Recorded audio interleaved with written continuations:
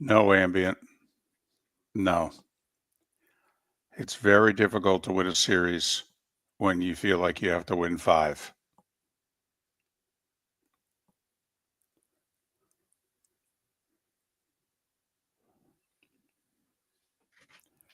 Because quite frankly, ambient, let's just say they go into Indianapolis and get a win, which I think they could do.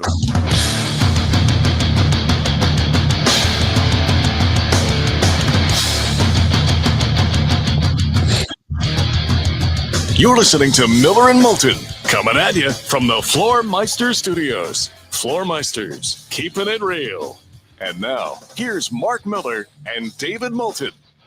Top of the morning to you on this Thursday before a holiday weekend.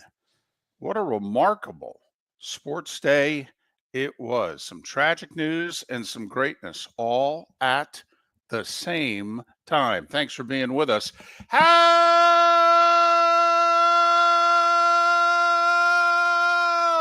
the heck are you, Miller and Moulton? MillerandMoulton.com, Miller_Moulton on X. Before we get to the sports world at large, I'd like to welcome in Mark Miller with, the question now every Thursday morning going forward. I believe it was 2 Wednesday nights ago that you and your wife stumbled upon Drag Queen Bingo. That is a fact. Did you go back to Drag Queen Bingo? We did. Ha ha ha! Basically the same crowd, but a different drag queen. All righty then. And she, whatever, did a few lip sync numbers in between rounds of the bingo. And she, whatever, was a little heavier. Okay. And did a move in which she, whatever, jumped in the air and did the splits. Oh, And I thought things were going to break. They didn't. I was at that moment, I was like, wow. It brought the house down, or almost. Almost. Okay.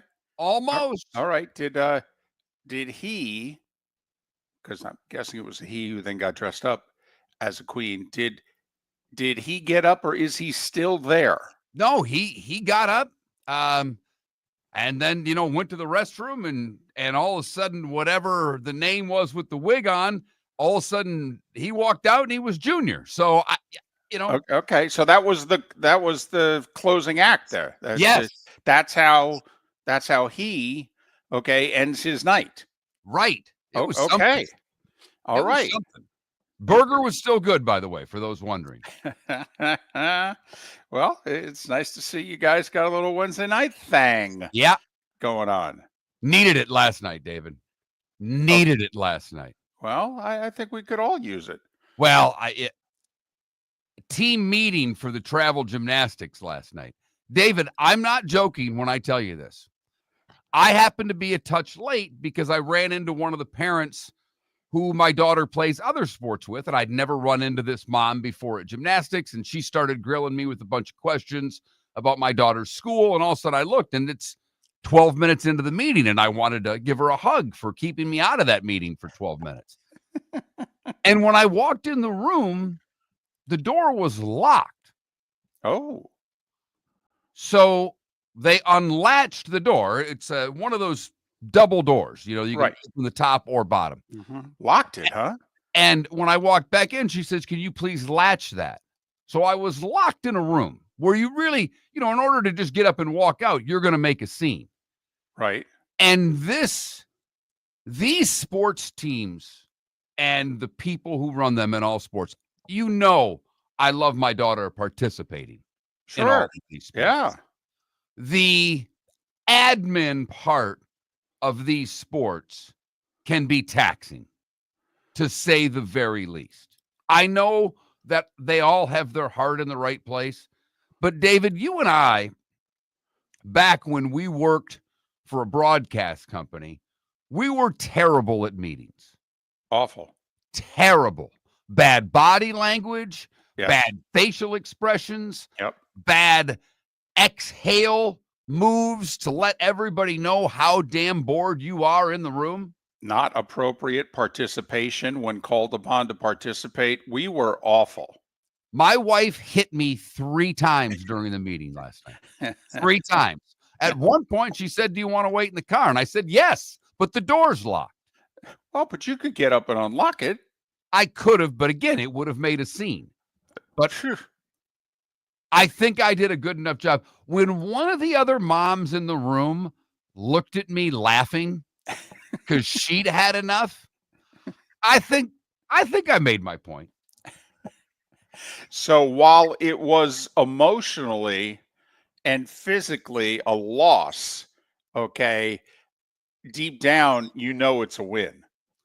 Yes, because I was told after by my wife that I will never be allowed to go to one of these meetings again. And I went, great. Yes. Well, I didn't want to be here in the first place. Oh, my goodness. If that's all it took, I would have done this months ago.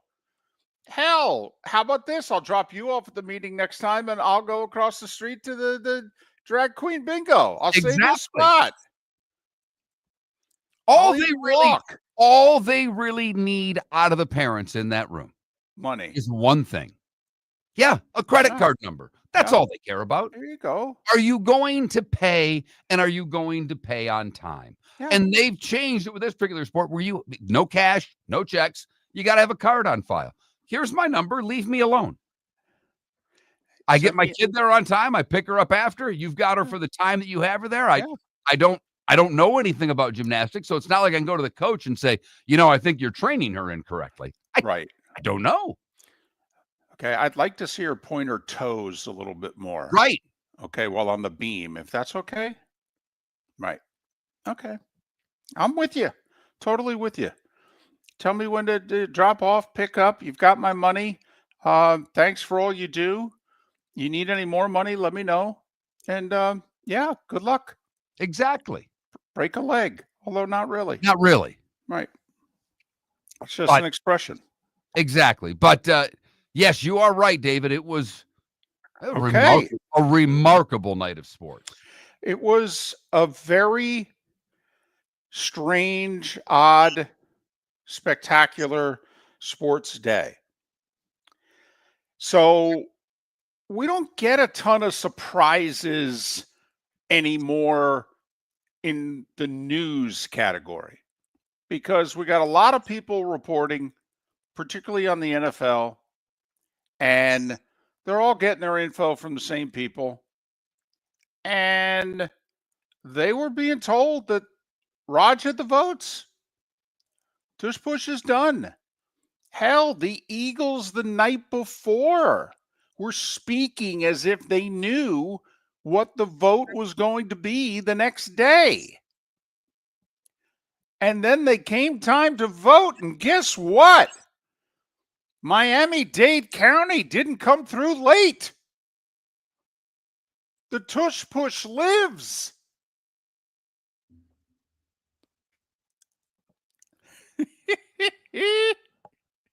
My favorite part about, and I was a little more indifferent than you. I don't have a problem with the Eagles part of the tush push as much as I have a problem with the runner who makes a 4-yard, 5-yard gain is stood up, the play seemingly is over, and 3 linemen come in and shove the pile 8 yards. I don't, that's not a football play either to me. And I have more of a problem with that than I do the QB sneak element of the tush push.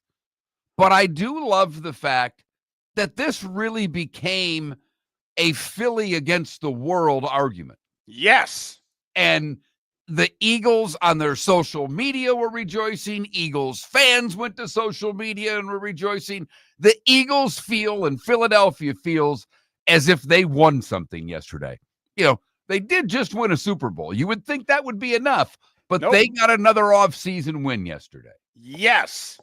Howie does it again. That's their feeling. Yep. Hey, they rallied the troops. We're not exactly sure who the troops were. Okay, we know who the votes were at the end, but we don't know who late, changed their mind to support the Eagles after indicating behind the scenes they weren't. Apparently, Mark, tempers flared. Yeah, it was supposedly a pretty heated meeting. Yeah. And let's face it, Raj is running a benevolent dictatorship. He doesn't put something on the ballot if it's going to lose. And they held a vote. And it lost.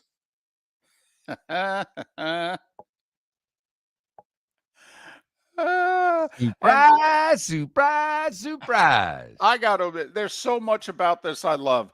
Eagles take to X and proceed to post like a 6-minute video of nothing but tush pushes. That's awesome. That's just fantastic. Okay, what was the final vote? Remember, the league needed 3/4 to vote against the tush push to ban it. So they needed 24. They only got 22. So the final vote was 22-10. Mark, you remember which team officially put banning the tush push up for vote? That would be the Green Bay Packers, David. Mark, the Eagles and the Packers played in the playoffs last year. Do you happen to remember the final score of the game? Was it 22-10? It was, Mark. It was. And the Eagles visit the Packers on Monday Night Football this coming November. And I must admit, for as much as I just don't like the play, I don't think it's a football play. I think it's aiding the runner, and it should be against the rules, and it was once upon a time. I hope the Eagles run 13 tush pushes in that game. I do. I'd run it for the first play. I'm totally with you. Totally with you.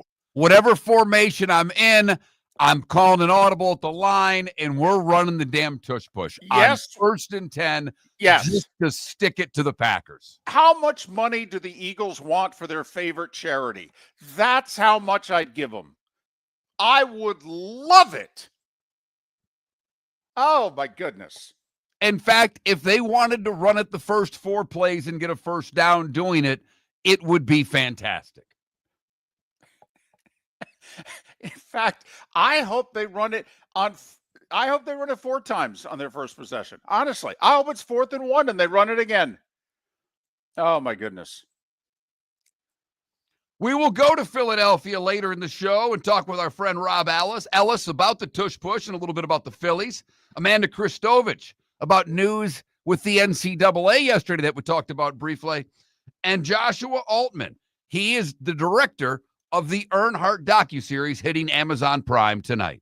For over 50 years, the Nolan family has been dedicated to protecting local families. Nolan Family Insurance is a second-generation independent agency that specializes in home, flood, auto, and boat insurance. They take the time needed to explain your coverage options and answer your questions so you can make an informed decision that's right for you. If you're looking for an agency that treats you like family, call 941-639-1122 or go to nolanagency.com. That's 941-639-1122. or nolanagency.com. Summer approaching, time to take care of your own house. So stop into the Floor Meisters and see their huge in-stock selection of carpet. The Floor Meisters has 100 rolls to choose from, starting at $2.99 a square foot for carpet, pad, and installation. Come in and ask for Dave and have him show you the Dream Weaver Select. Many styles and colors to choose from to fit everyone's taste. Floor Meisters, 6281 Naples Boulevard in Naples, right next to Costco, or go to the web, floormeisters.com. American Paint Supplies is your one-stop shop for all your coating needs and has been for 30 years. American Paint Supplies is also your #1 Festool dealer in Southwest Florida. If you are a builder, cabinet maker, painter, or power tool enthusiast, Festool craftsmanship can be found at American Paint Supplies. Celebrating 30 years of service, and Festool is celebrating 100 years of excellence. Come to American Paint Supply for a perfect pairing of service and expertise on 6100 Shirley Street, Naples, off of Pine Ridge, or online at AmericanPaintSupplies.net. Mark Miller for Molly Maid. I've been a customer for over a year and cannot say enough good things about their service and communication. If you're a business owner, you can trust Molly Maid to do an exceptional job. Their expert team delivers tailored cleaning for whatever your needs, ensuring a pristine environment for clients and staff. Visit mollymaid.com/FT-Myers or call 239-418-0052. Molly Maid makes my home shine, and it will make your home or business shine too. This is Miller and Moulton.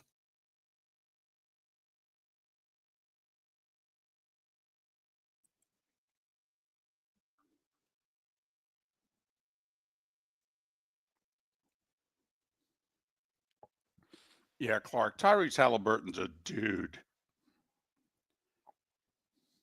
So is that Naismith. Huh.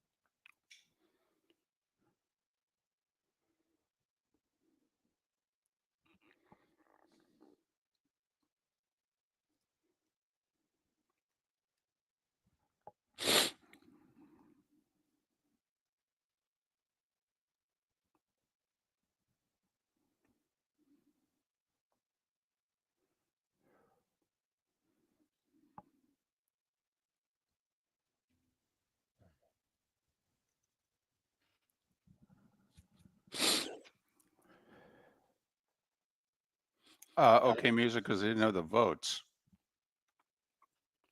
Yeah, that they pulled that before our show was over yesterday. Yeah. Well, we'll get to it, Smoke Dog. Don't worry, Smoke Dog. We got 4 hours. We'll cover it.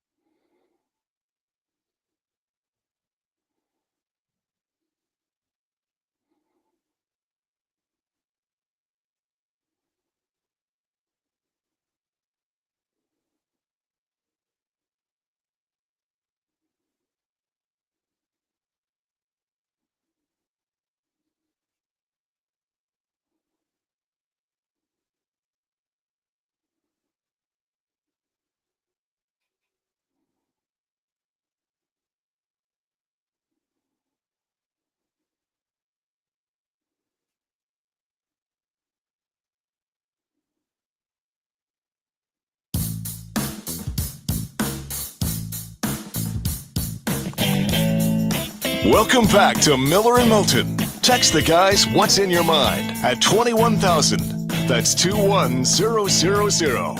And now, here's David Moulton. 21 minutes after the hour. Miller and Moulton, millerandmoulton.com, Miller_Moulton on X. Thanks so much for being with us. You know, I cringe a little, Mark, when we in the media live in the past, and this is me talking, who oftentimes brings up historical references and what have you. But, you know, yes, the Knicks and Pacers played in the second round last year. Yeah, they had a series in the second round in, I think it was 2012. But a lot of the hype surrounding the Knicks and the Pacers in the Eastern Conference Finals goes back 25 and 30 years.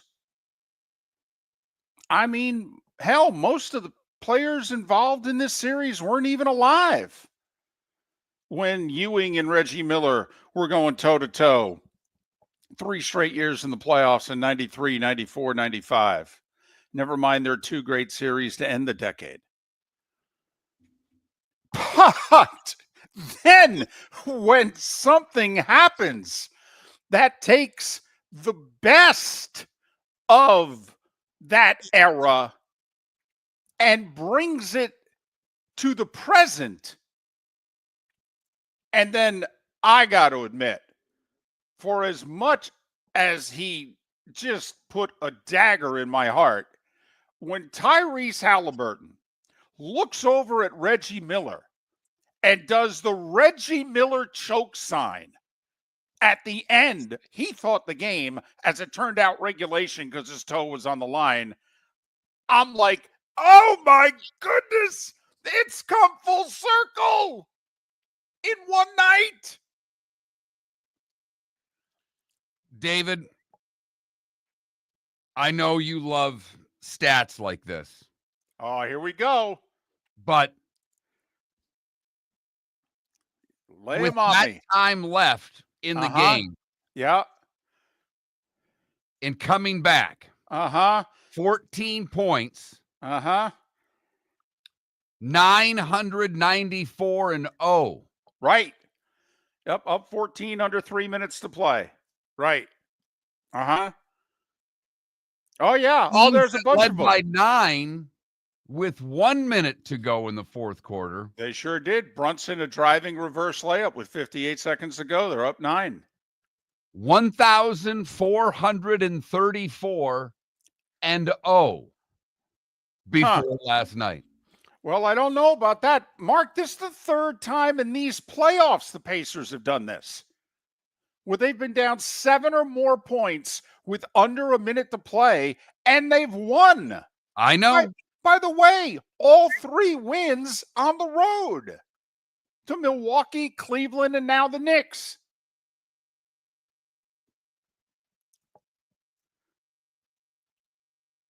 Amazing. Stunning. And for it to go in that way. Oh, my goodness. I mean, it seemed to take an eternity for that ball to go in the bucket. And I've got to ask, can I ask you, the Knicks fan, because I'm trying to think, regular season games, we've all watched our team lose on a last-second shot or win on a last-second shot. But in the playoffs, it's different. And first off, did you swear when the bucket went in?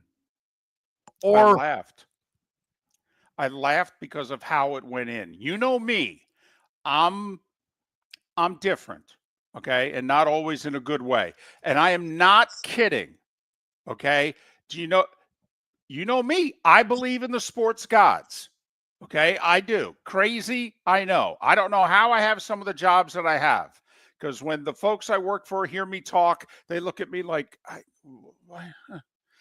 but Mark, and I'm not kidding around. So Halliburton hits the back of the rim down 2. Now, for whatever reason, I know that Harlan said for the win, I thought his toe was on the line when he released it. So for whatever reason, I'm like, that's not, literally as this shot's in the air, I'm going, that's not a 3. Now, could have been wrong, obviously. It was very close. But so the ball's in the air, and I'm thinking, well, this is for the tie. So then he hits the back of the rim. Ball bounds high in the air. High, like over the top of the backboard high. Oh, yeah, definitely. Over the 24-second clock on top of it high, right? And as the ball's in the air, I'm like, oh, they're going to win.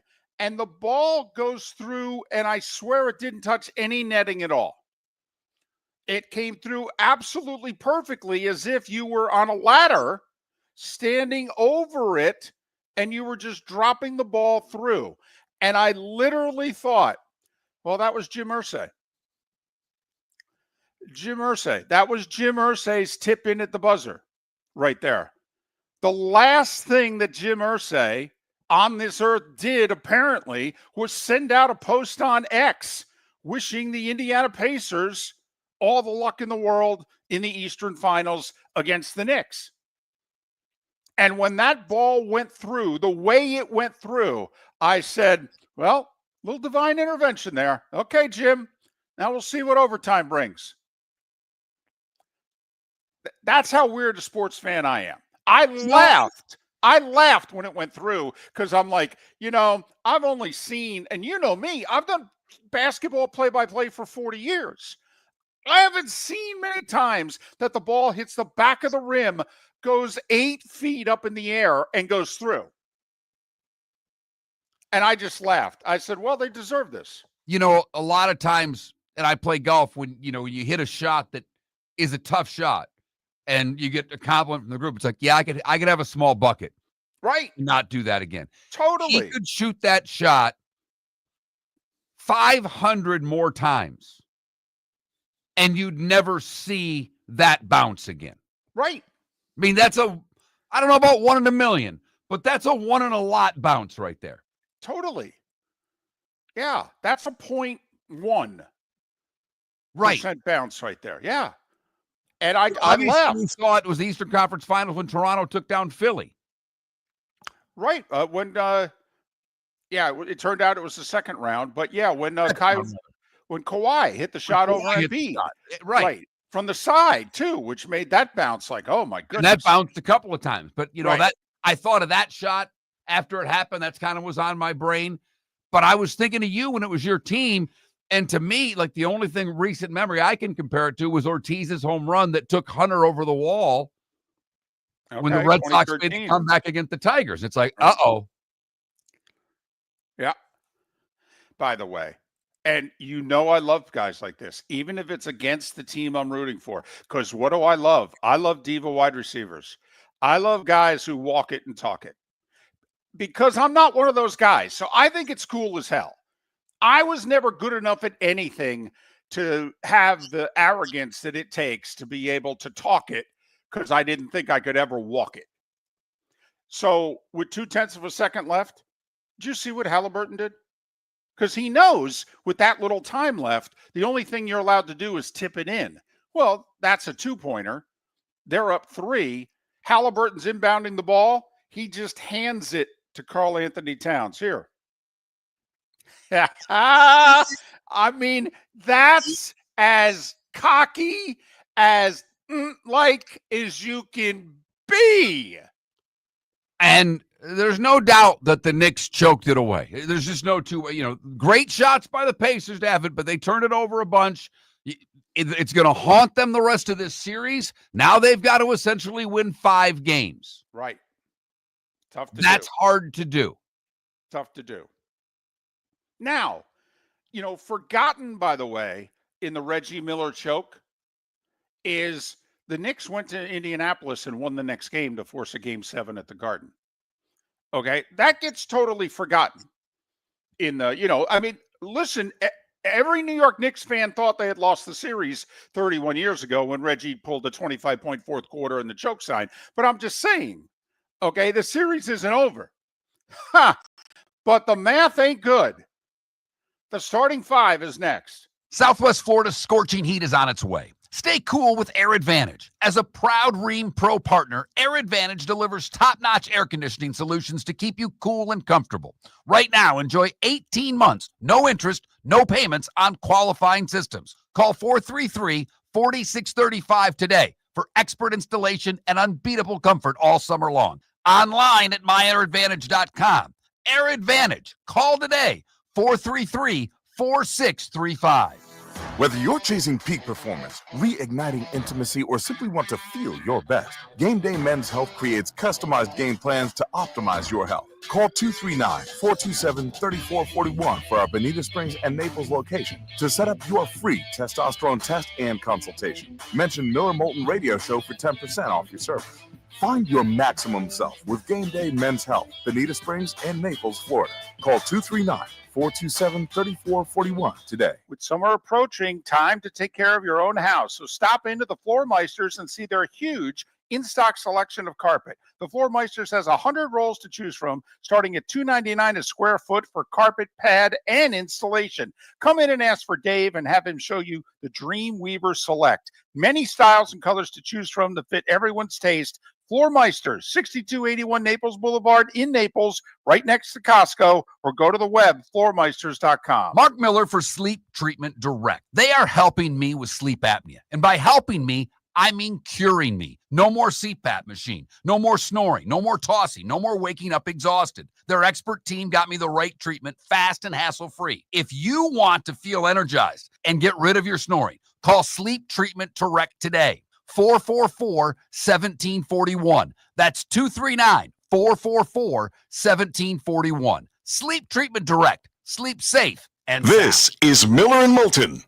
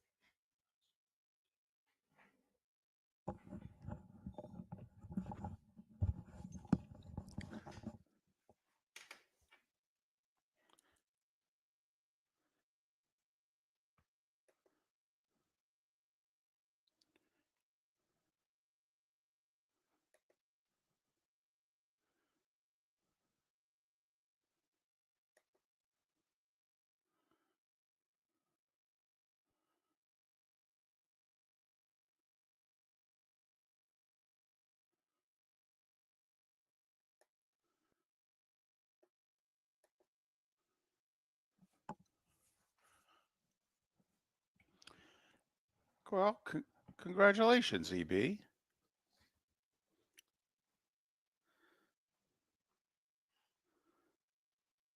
The Marshall Tucker Band is in Palatka?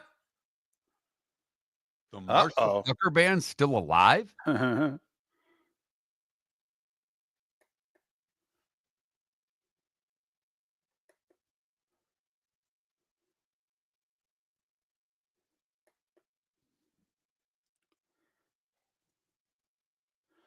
Adam, how old's your son?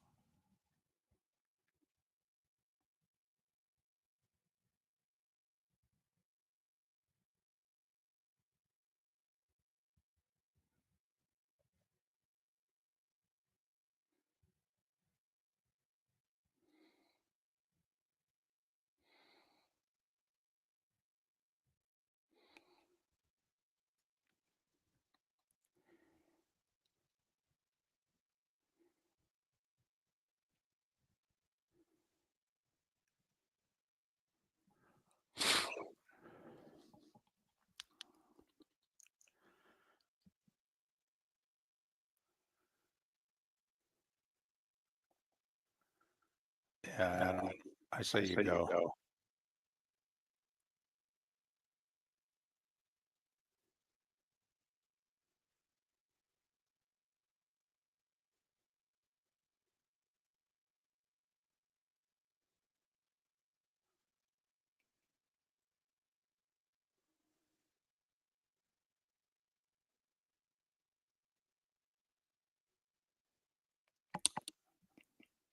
How much more money?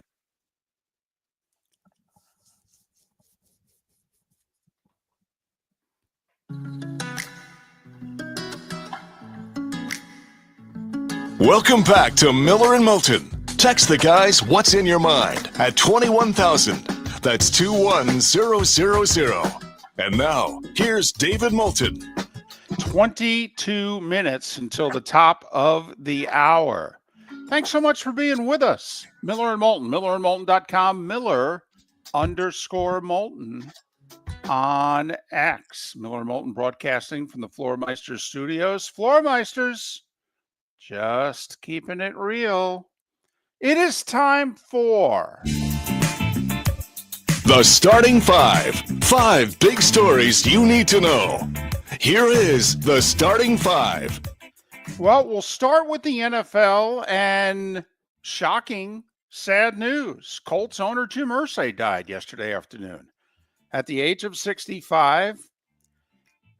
He has 3 daughters. They each own now a third of the team. There's one daughter who had a little something to do with the football operations. The one daughter handled marketing.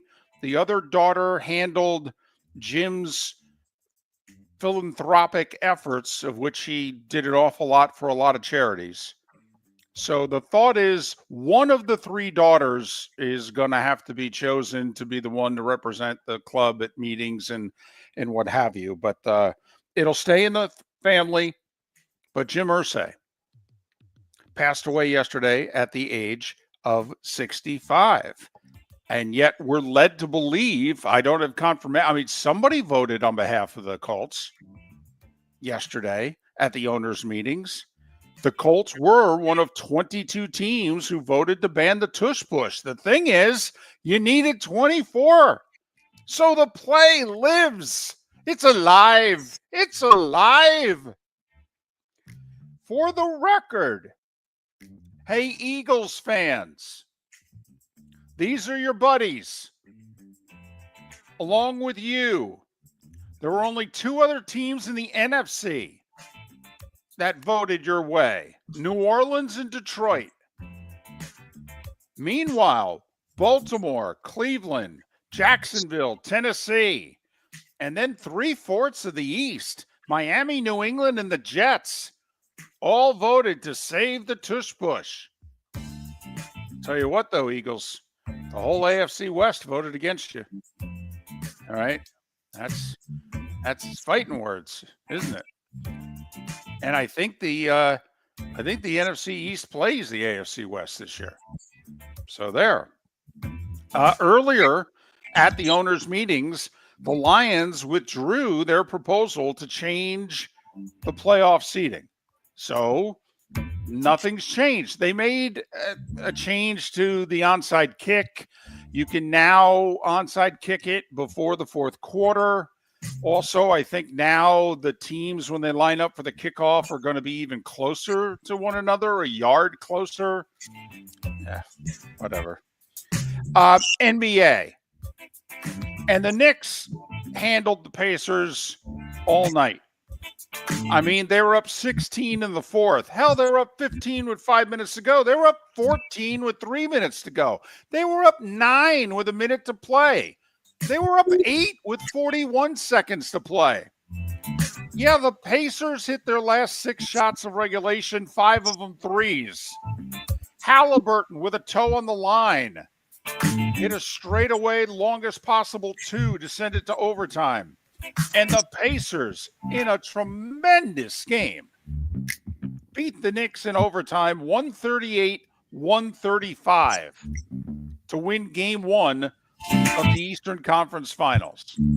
Knicks, besides not playing the best of D down the stretch, I mean, a lot of those threes they had some room to shoot, although a few of them were pretty deep. But the Knicks also had a turnover and missed 2 free throws in the final 30 seconds.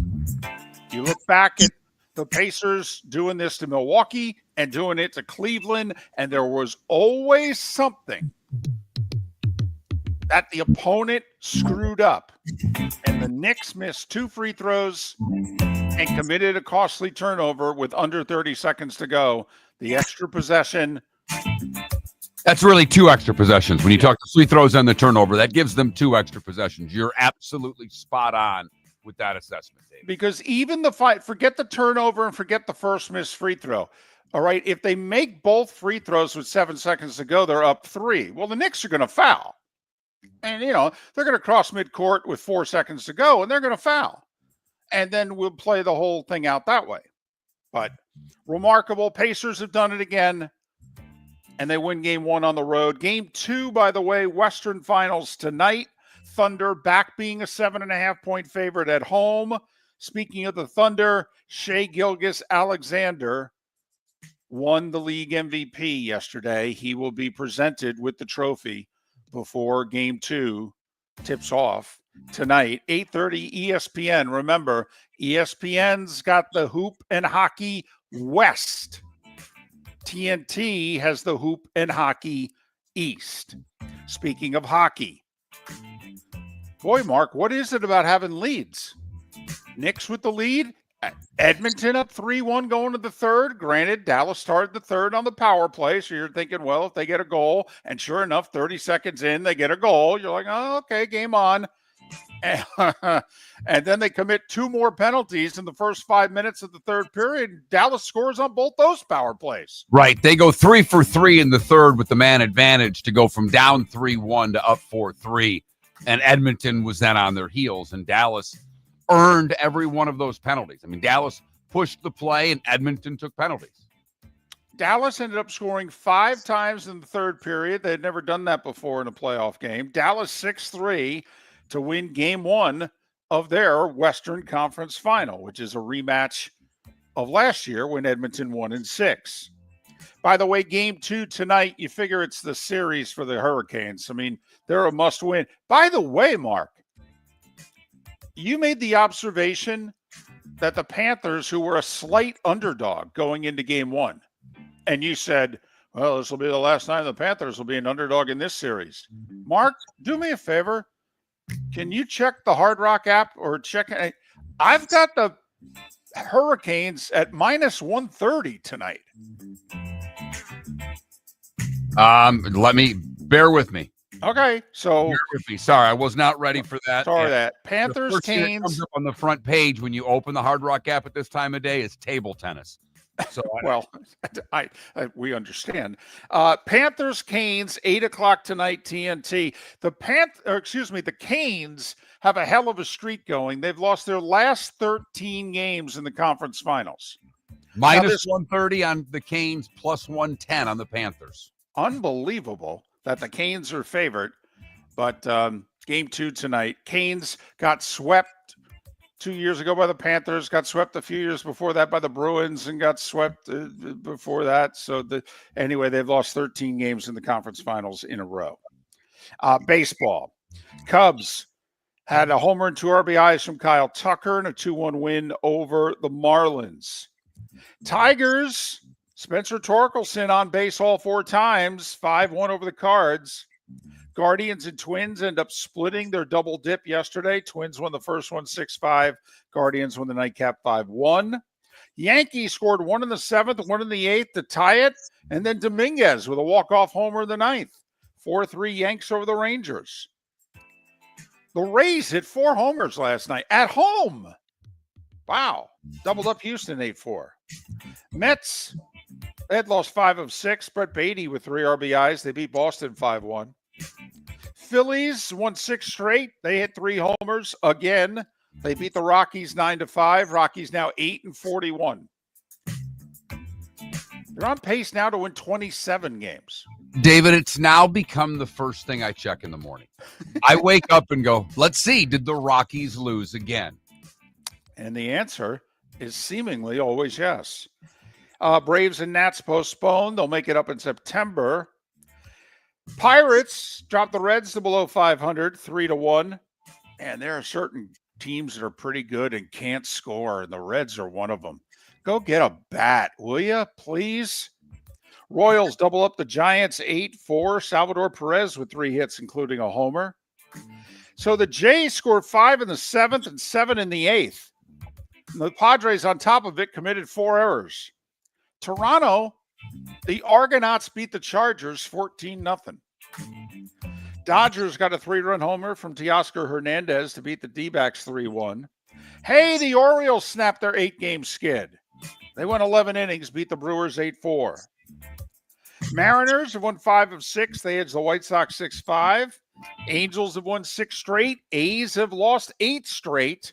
L.A. 10-5 over Oakland, Sacramento, Las Vegas. Racing news. Roger Penske fired his entire IndyCar upper management team yesterday.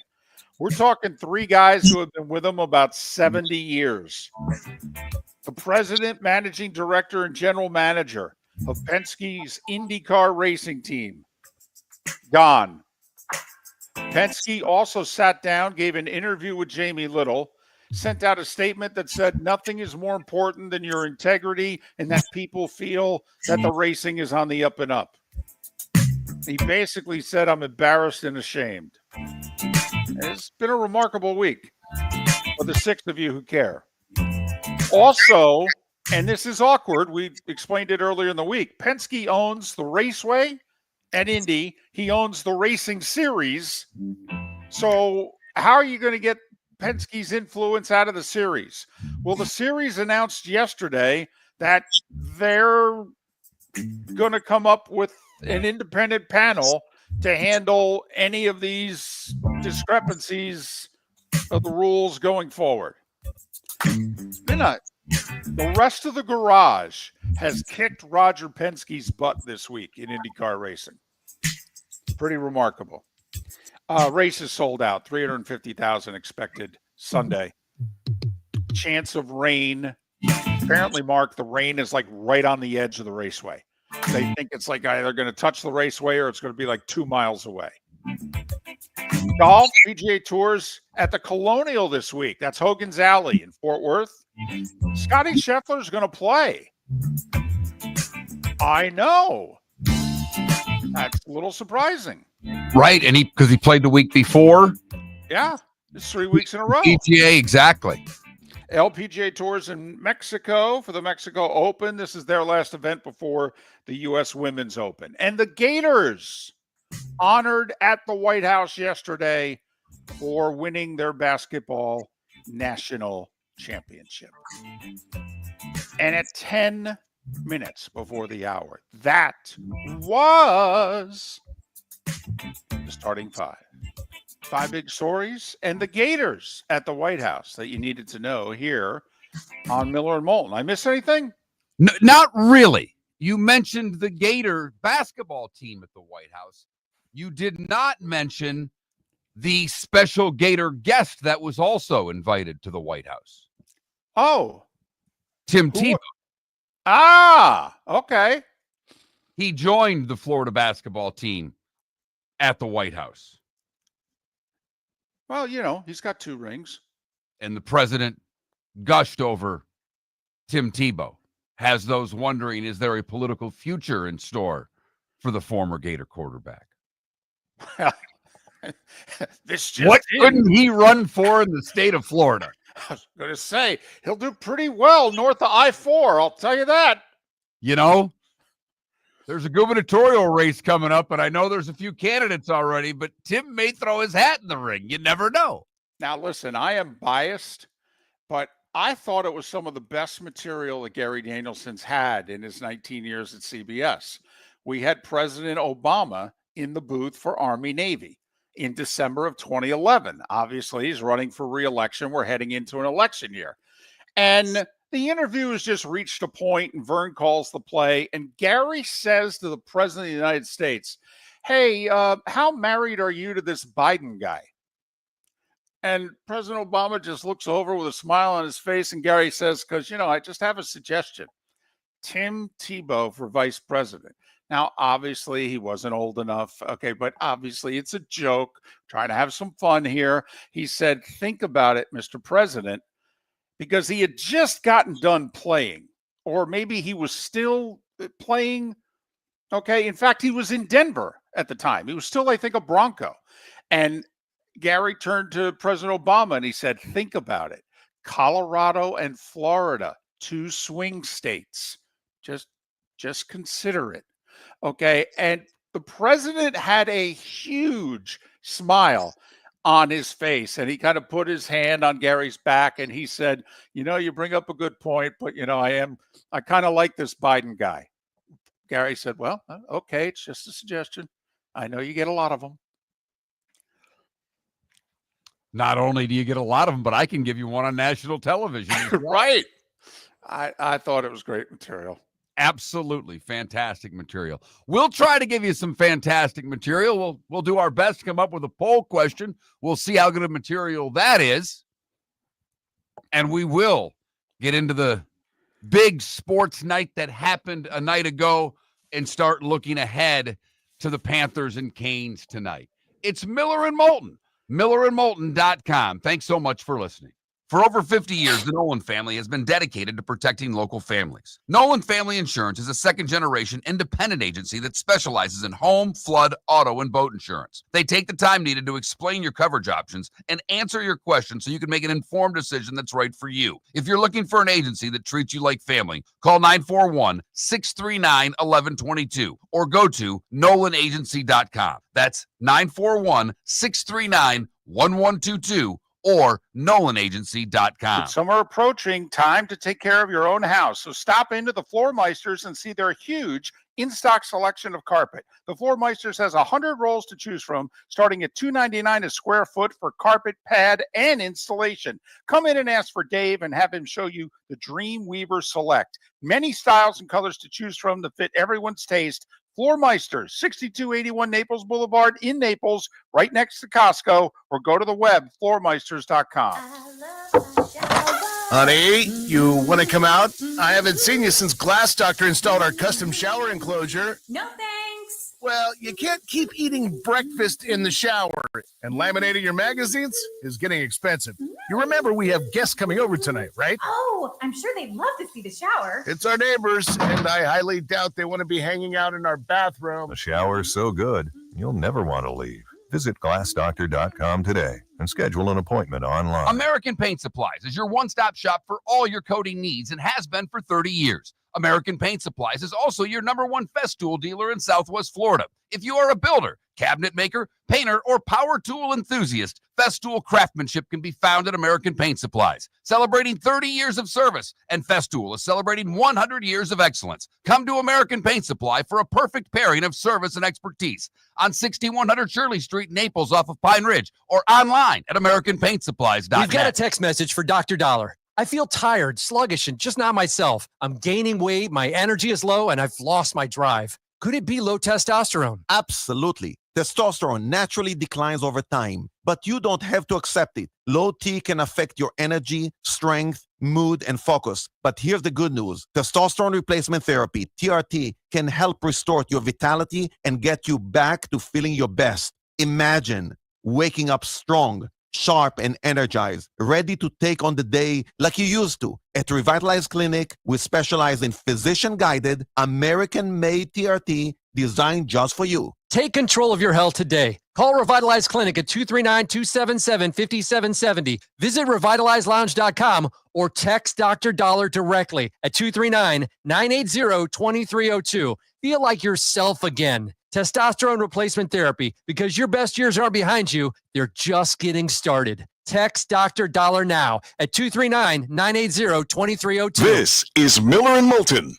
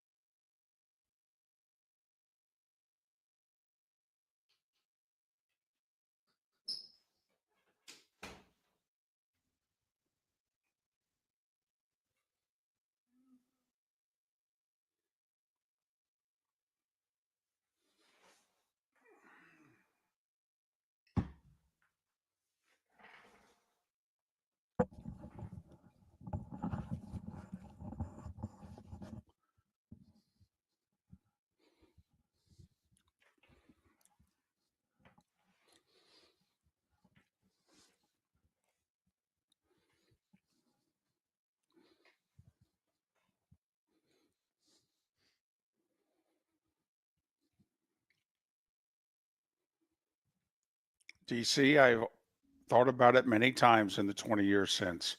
I wonder if Maurice Clarett would lose today. And I am surprised that someone is not challenging the whole 3-year wait period to play in the NFL. I don't think it's as important now because they're getting paid in college. Right. I agree with that. I mean, up until 2 years ago, I'm very surprised. But now, I mean, that case with the Tennessee basketball player challenging the 4 years of eligibility is fascinating. You got any thoughts about a poll question?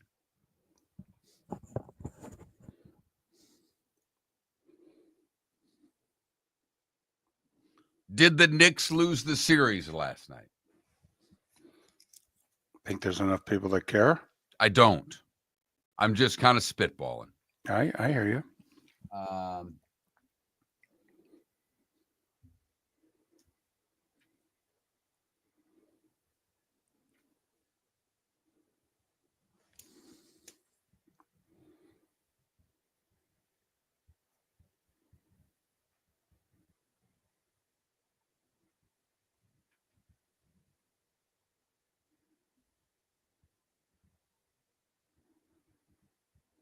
So the Everblades won last night? So they were down 2-1 apparently late with under 5 minutes to play, tied it. Yes, Pius, we are. And then, scored to take the lead, I think, on a power play, then scored an empty netter. Apparently they outshot them like 51-18 or something ridiculous. Wow. Here, I got a text.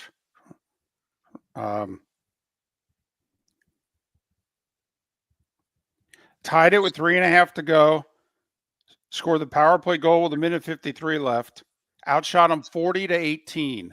So if you think about it, they've outshot them so far in this series over 2-1. It's like 103-50.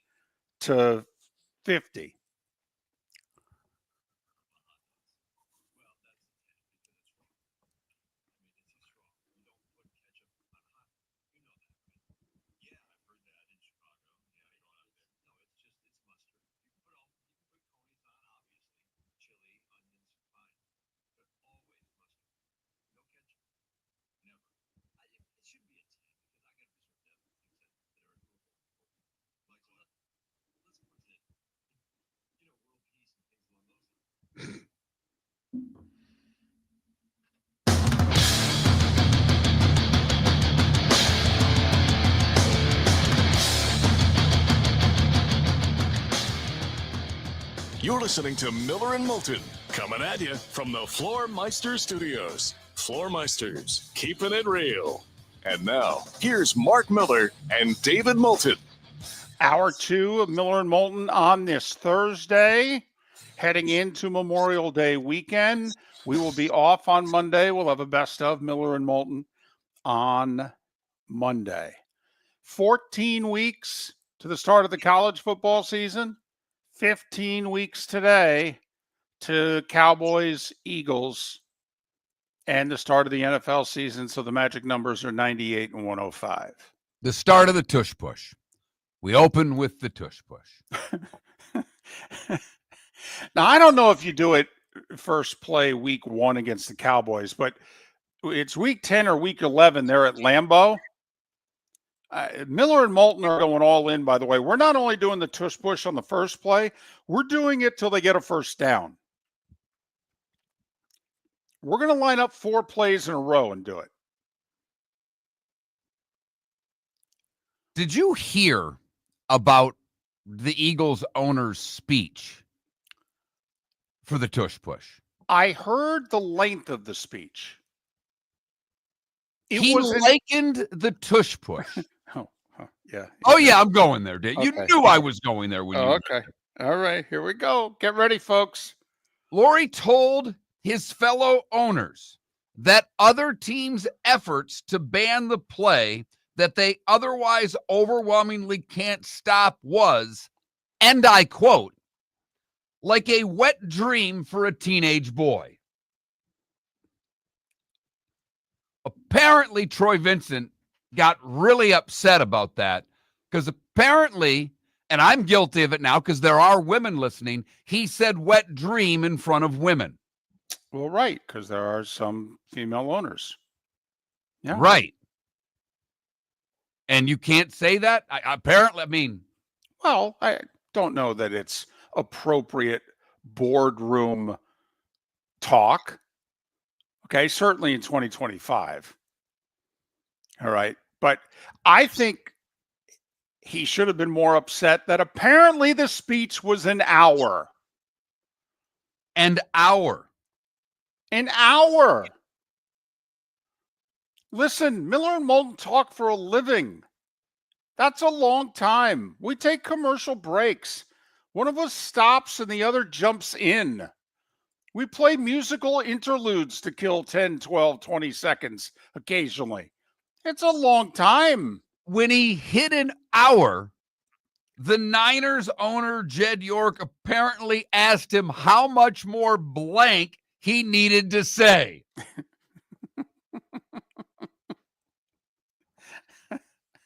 Apparently that swearing was okay in front of the women.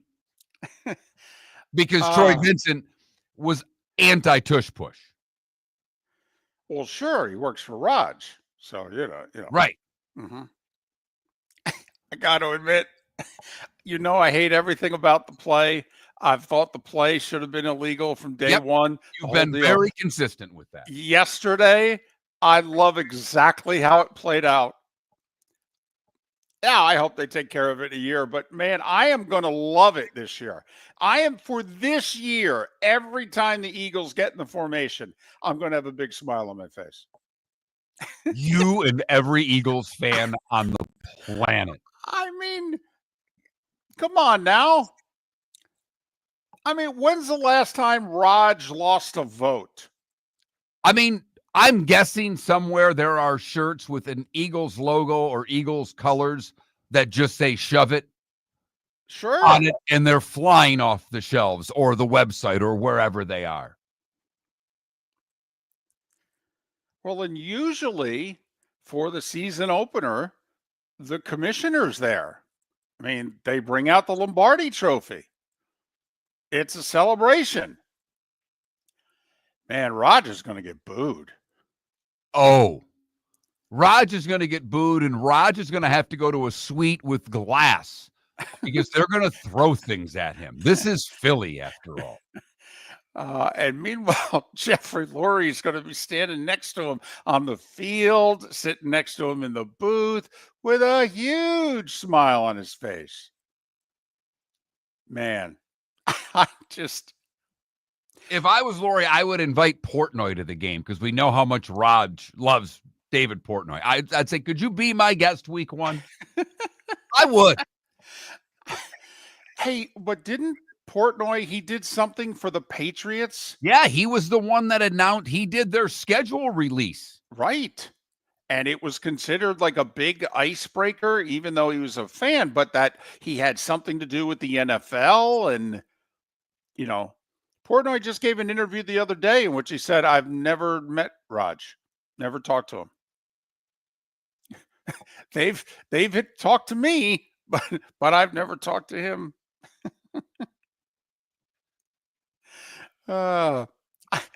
Listen, this is when, you know, they run a lot of quality programming on NFL Network. They do. But this is where, you know, could we televise these owners' meetings? If you guys are going to start swearing at each other, if you guys are going to have hour-long filibusters, I mean, at least put it on C-SPAN. It's not like anything's getting done in Washington anyway. You know, we pre-empt this House subcommittee, and we're going to show you the owners' meetings in Minneapolis. I mean, you know, what's the difference? Have to be honest, if ESPN News was running these things live, it'd be a lot better than what their current programming is. Don't you want to see the video of the owners, though, yelling at each other? Even if you can't hear it. Then, you know, those websites that then, you know, they try to read lips, or then they just put whatever words in that they want. I want to know who was yelling at who. But Mark, I mean, honestly, if we asked a poll question, who did you think would lose an election first, Goodell or Putin? I mean, seriously, when's the last time? Every time they don't have the votes, they pull the vote. I actually loved Jerry Jones' comment. Am I really against the tush push or just don't want the Eagles to have an edge? Like he genuinely said he couldn't figure out whether he was, you know, banning the play because it was a bad play or because the Eagles have an edge. That's at least an honest owner. That is. And I appreciate Jerry for that. I do think it is noteworthy that of the 9 teams who sided with the Eagles, only 2 are in the NFC. It could just be a coincidence, but let's face it, the Eagles are in the NFC, and damn near half of the AFC supported the Eagles measure yesterday. Although no one in the AFC West. Just saying, when the Eagles play their, because I think they play the AFC West this year. If I'm the Eagles, I may have to start out some of those games with a tush push too.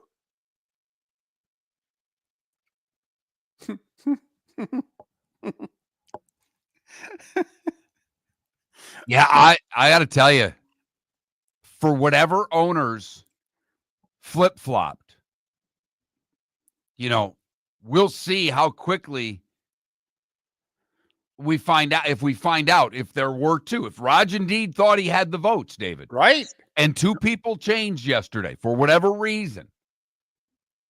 I'd love to find out who those teams are and then see how the year plays out with any disciplinary problems with that team at the league office. Well, listen, we should have guessed that the Saints would have been on the side of the Eagles because the Saints still hate Goodell for Bountygate and suspending Sean Payton for the year. I mean, they hate him in New Orleans.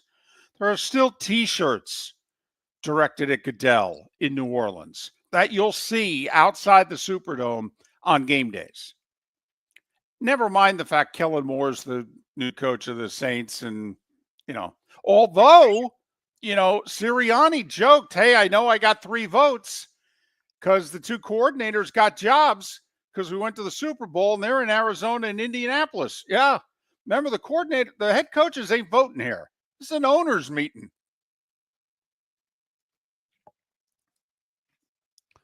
So the tush push lives. They never voted, and we talked about it late in our show yesterday. The Lions pulled their bid for the straight seeding, if you will, division champions not getting a home game. The Lions knew by late morning yesterday that vote had no shot of passing, so they pulled it. But the tush push they did vote on, and Raj thought he had the votes. Thought he had And after the 24. hour-long filibuster by the Eagles owner, perhaps he persuaded a couple of people to vote his way. 3 of the 4 teams in the AFC East, by the way, sided with the Eagles. Only the Bills voted against the tush push. Dolphins, Jets, and They can't Patriots run are it. okay. Well, they should have run it Kansas City in the fourth quarter. Might have helped their cause. Then again, if the announcers can determine that you're always going left, you think maybe the Chiefs didn't know you were always going to the left? Just saying. We'll come up with a poll question. We will. We don't think enough of you care about the Knicks Pacers series to ask, oh, is the series over? And we don't think enough Did of the you Knicks care. lose the series last night? I mean, Right. that's a question, but we know how in love of the NBA most of our audience is. Although I'll tell you what, if you watched last night, would you have gone, oh, same bad? Think about it. The two big guns from the Knicks both go 35 plus. Halliburton has an unbelievable night. And Bart scored 30. 30, going, 8 of 9 from beyond the arc? Right. Including the 5 in the fourth quarter. I mean. Right. 3 in the final 3 minutes. They hit their last 6 shots of regulation.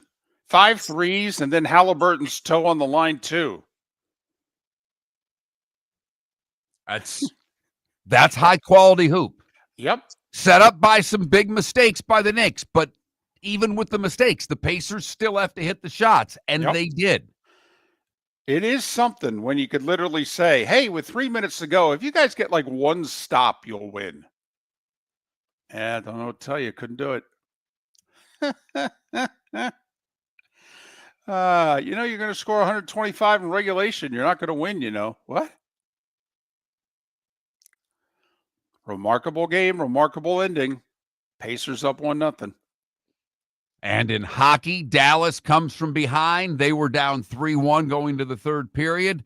5 unanswered for the Stars. They get the win, and they're up 1-0 in their series. Basketball's heating up the hardwood. What a great time to stop in at the Floor Meisters and look at their hardwood. A large selection to choose from, including Mirage hardwood flooring. Floor Meisters has a look and style you want. Mirage wood is grown and made in Canada from the finest quality wood flooring you'll find. And while you're in, ask to see the Petite Enfant collection. 5 custom colors made only for the Floor Meisters. So good it has a 35-year warranty. Floor Meisters, 6281 Naples Boulevard, next to Costco, or floormeisters.com.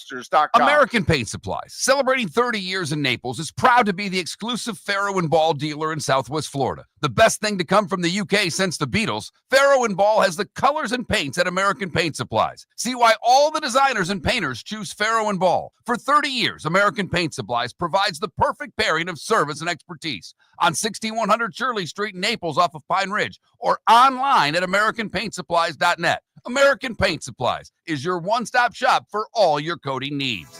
Whether you're chasing peak performance, reigniting intimacy, or simply want to feel your best, Game Day Men's Health creates customized game plans to optimize your health. Call 239-427-3441 for our Bonita Springs and Naples location to set up your free testosterone test and consultation. Mention Miller Moulton Radio Show for 10% off your service. Find your maximum self with Game Day Men's Health, Bonita Springs and Naples, Florida.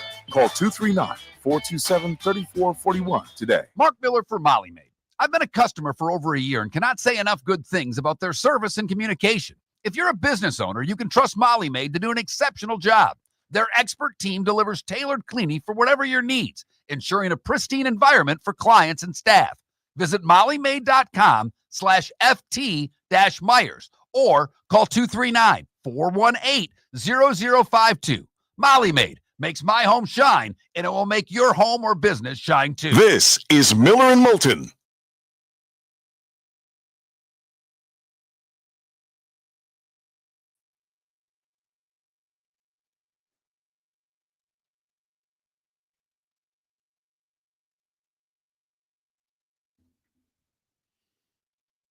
I'm with you, Nix, on that one. I am.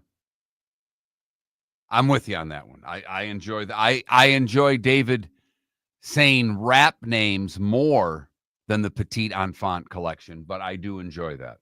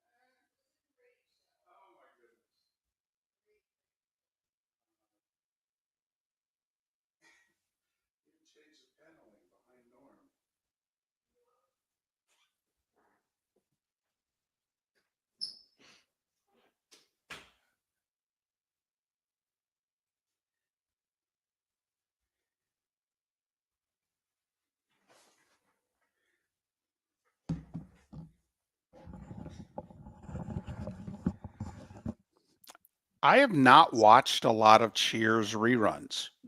Have you? Not in years. I Right. used to. Right. I wouldn't even know where to. I don't watch television. Okay. I watch sports. I mean, that's where it's come to. That if not, I'm on a streaming service. So, I don't remember the last time I saw a Cheers episode. All right, just to break you up on the Cheers thing, and I'll talk Cheers all day. Poll question. Yeah. Is today a national day? No.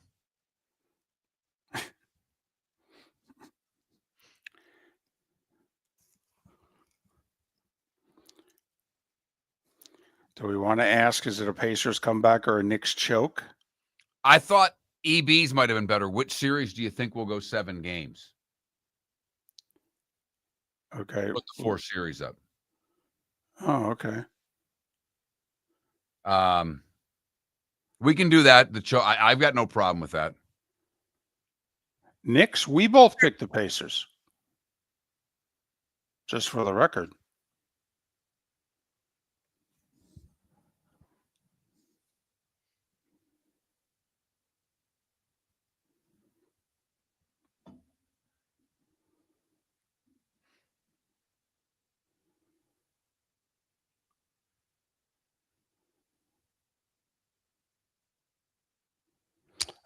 It's why we have Amanda Christovich on in a little more than an hour, Ditch Truck.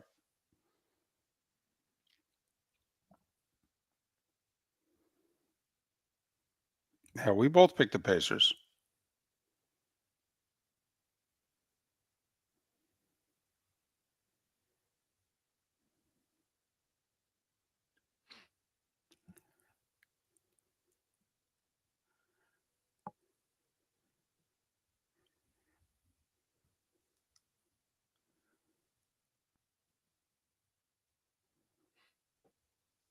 So is that what we're going with? Which of the 4 series? Or we can do the Knicks Pacer. Knicks, did the Pacers win or the Knicks choke?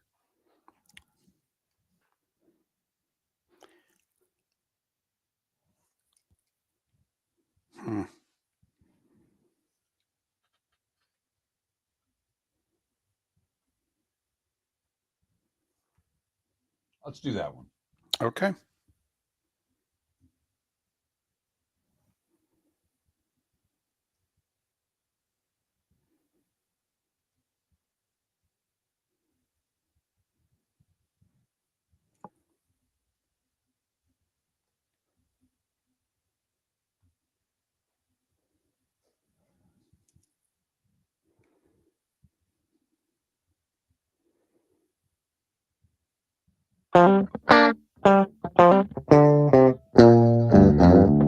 You're listening to Miller and Moulton. And now, here's Mark Miller and David Moulton.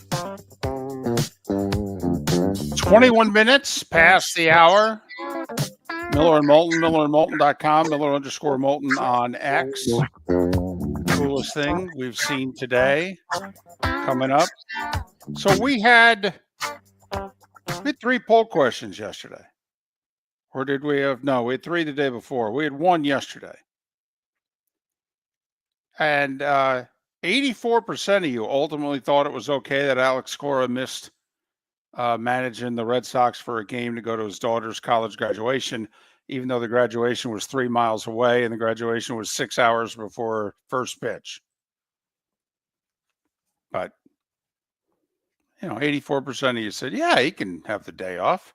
That's not how they feel in Boston, by the way. It's a personal day. I took a personal day. That Mark Miller, the David Moulton, Miller_Moulton on X. You're all so soft. You're all so incredibly soft. Well, were the Knicks soft last night, or are we giving the credit to the Pacers? That is our question today. Did the Pacers win last night, or did the Knicks choke? I think the Pacers won. Yes, the Knicks committed a turnover and missed 2 free throws in the final 30 seconds, but the Pacers hit their last, 6, 7 shots? 7 shots. I mean, that's incredible. I mean, I think they went 6 for 6, 5 of them from beyond the arc. And Halliburton's one was a toe away from being behind the arc. And would have ended it in regulation had it been a 3. And I have to be honest, when it happened, I wasn't where you were. I wasn't watching the toe. I thought they won it. Well, also because Harlan said for 3 in the win. Right. So, and he's obviously really good at this. But for some reason, it just looked to me like, I thought his shoe was on the line. Whatever. But I will say, when that ball bounced that high in the air off the back rim, I'm like, oh, Knicks going to win. And then that thing just fell through perfectly like a feather. And I did, Mark. I'm zany this way. I'm superstitious this way. I'm sentimental this way. I thought the sports gods, I thought Jim Irsay just said, oh, come on. We've had a rough week in Indianapolis, all right? I died. All the controversy around the 500. Could you throw us a bone? Just send us to overtime. It's tough not to say that wasn't the coolest thing that I saw yesterday, because it really was. But it's not what we do in the segment. We try to find something a little more off the beaten path. And I have to admit, when I proposed this topic to David to pitch to a sponsor, he's like, great idea. Love it. Love it. It has been much more difficult than I thought to find heartwarming stories on a daily basis. But it is time now for the Air Advantage, coolest thing I've seen today, brought to you by the folks at Air Advantage. Go online, myairadvantage.com, or call them at 239-433-4635. 18 months, no interest, no payments available. They are a proud Ream Pro partner. I kind of have 2, and one's personal. Yesterday, I happened to set up a golf match. A friend of mine, his mom passed away last week, and they had a memorial for her on Saturday. And when we were at his house, our normal Wednesday group was not set up because a couple of guys were going to be out of town. So I quickly put together a foursome. And Shannon, whose mom had just passed, I said, hey, do you want to play? He goes, yeah, I think I'll play Wednesday. So it was the first time he'd played, had been dealing with a lot of crap. He went out and made 4 birdies yesterday. Oh, birdied 4 pretty good holes. And I did laugh after he made about a 25-foot birdie, and I had an 8-footer for birdie on a par 3 and proceeded to lip out. And I looked at him. I said, I am playing 2 against 1 today. I said, there's definitely some help going on out there, which was great to see. But that was fun. I had to give a shout-out to my buddy Shannon, who's been going through a lot. Had a great day with him and a couple other guys yesterday. But the other story is a local story that you're probably all aware of. Gage Towles. He was the 22-year-old who the captain in Charlotte County jumped on his boat and, acted as if he was going to attack him. And that boat captain has been put in a lot of trouble. He was arrested and all of those things. Not going to focus on the bad, focus on the good. But Gage Towles, who was a avid fisherman, recreational fisherman, from this experience, Could have gone a lot of different ways. He went out and got his charter boat license and became a captain. So good for Gage to take something that we've all, I think most of us have seen the video right now. It was ugly. It was awful. And I would have hated to, if I was that kid's parents, I would have been arrested because I would have found the boat captain and tried to intimidate him the way he did to that young man. But Gage did a hell of a job of keeping calm, staying calm throughout it, and now getting his captain's license. So good for you, Gage. That's the coolest thing I've seen today. Awesome. Outstanding. MyAirAdvantage.com. Set up your appointment for your AC now.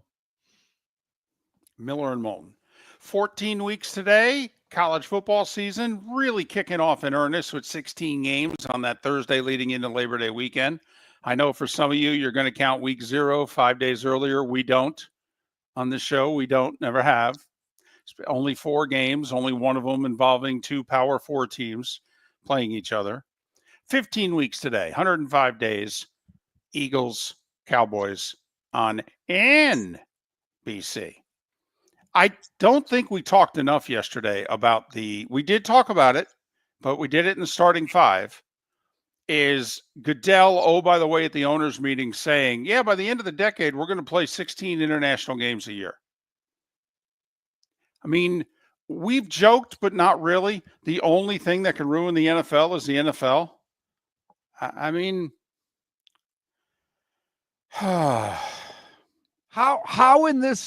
in your eyes, how is this ruining the NFL? I mean, I'm just using the phrase you just said, and you are implying that these international games are a really bad thing. I don't see them as a really bad thing. I'm not as excited about them as Goodell is. I'm not going to sit here and, wave the pom-poms and say, go Raj, but I certainly don't think it hurts the league in any way, shape, or form. Well, it's going to make the league a lot more money. It's going to bring the league exposure. I guess it is difficult to argue it's going to hurt the league. I will say I think it's going to hurt us, the fan. Pat has talked about it, and it affects him more because he works for CBS, and they air games at 1 and 4:25 on Sundays.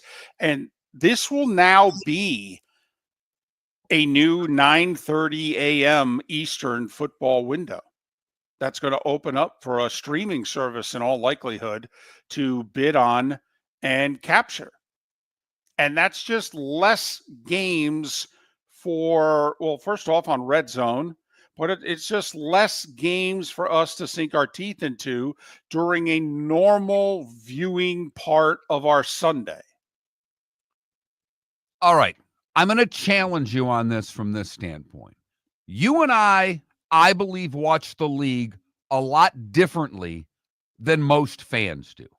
You and I are always looking at it macro, the whole thing. Mm-hmm. The fans micro. All they care about is their team. And maybe their fantasy team and their bets to a lesser extent. But the huge NFL fan just cares about their team. They're watching their team play, and if they're at 9:30 in the morning, they may go do something on Sunday. But obviously, unless you have the package, you're not watching all the games. There are people, I get it, that watch Red Zone, but most people like to watch their team play. So how does this change? Other than maybe you can't go to as many home games if you're a season ticket holder and they put one overseas. The only thing that I wonder about, and we've talked about this, is NASCAR was Sunday at 1. And the diehard NASCAR fan isn't the same when they put races all over the country, put them at different times, and did that. That's the only comparison I could make, but the NFL is such a behemoth that I don't think this will affect them the way it affected the diehard NASCAR fan. Yeah, maybe it's just me coming off as, get off my lawn guy. And even though I like change and I like bold, maybe I'm just coming off as resistant to change here. 16's a lot. They're playing 7 this year. You find the 9 other locations for me. For over 50 years, the Nolan family has been dedicated to protecting local families. Nolan Family Insurance is a second-generation independent agency that specializes in home, flood, auto, and boat insurance. They take the time needed to explain your coverage options and answer your questions so you can make an informed decision that's right for you. If you're looking for an agency that treats you like family, call 941-639-1122 or go to nolanagency.com. That's 941-639-1122 or nolanagency.com. American Paint Supplies, celebrating 30 years in Naples, is proud to be the exclusive Farrow & Ball dealer in Southwest Florida. The best thing to come from the UK since the Beatles, Farrow & Ball has the colors and paints at American Paint Supplies. See why all the designers and painters choose Farrow & Ball. For 30 years, American Paint Supplies provides the perfect pairing of service and expertise on 6100 Shirley Street in Naples off of Pine Ridge or online at AmericanPaintSupplies.net. American Paint Supplies is your one-stop shop for all your coating needs. Wine glasses never fall over until you get a brand new rug. Oh, no. Ketchup bottles act normal till you're wearing a new shirt. Oh, you kidding me? And rocks slide peacefully on the road till the day you get a brand new windshield. Then they fly up off the road and attack without mercy. That's why new windshields from Glass Doctor come with our windshield protection plan. Unlimited repairs and one replacement for 12 months. Don't just fix it, protect it. Glass Doctor, a neighborly company. Mark Miller for Molly Maid. I've been a customer for over a year and cannot say enough good things about their service and communication. If you're a business owner, you can trust Molly Maid to do an exceptional job. Their expert team delivers tailored cleaning for whatever your needs, ensuring a pristine environment for clients and staff. Visit mollymaid.com/FT-Myers or call 239-418-0052. Molly Maid makes my home shine, and it will make your home or business shine too. This is Miller and Moulton.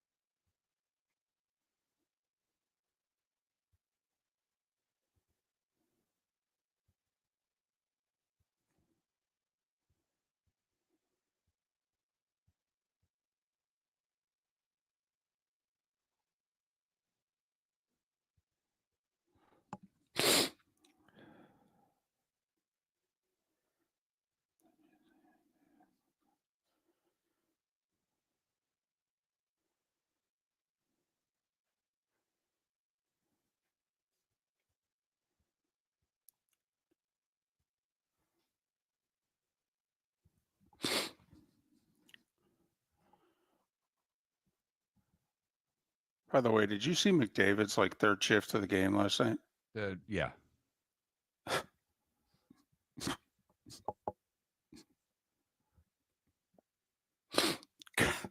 Wait.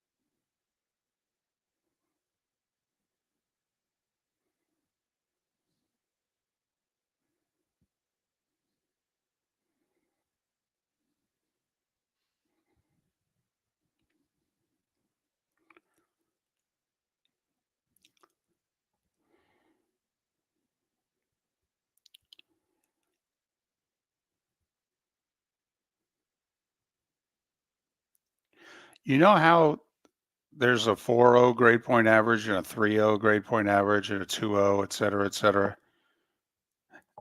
Did you see the post that SMU football made yesterday? No. They posted how proud they were that they just had the highest full semester grade point average in the history of the football program. 2.95. Congrats, boys. Your team almost got a B. They tweeted that out. Oh my goodness.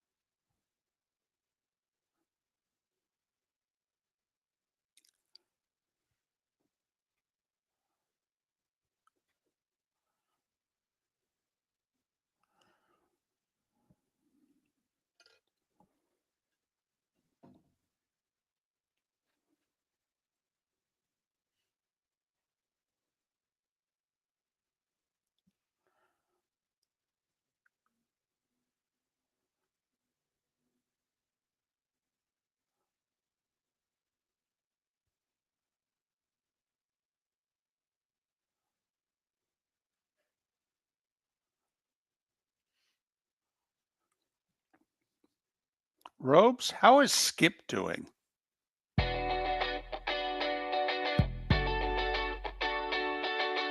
You're listening to Miller and Moulton. And now, here's Mark Miller and David Moulton. 22 minutes before Rob Ellis joins us at the top of the hour to talk about the Eagles picking up another win yesterday. The tush push lives. It's alive. It's alive. And we still have the unbalanced playoff seedings, if you will. That didn't even go to a vote. But we'll talk a little tush push. We'll talk the first place Phillies, who won 6 in a row.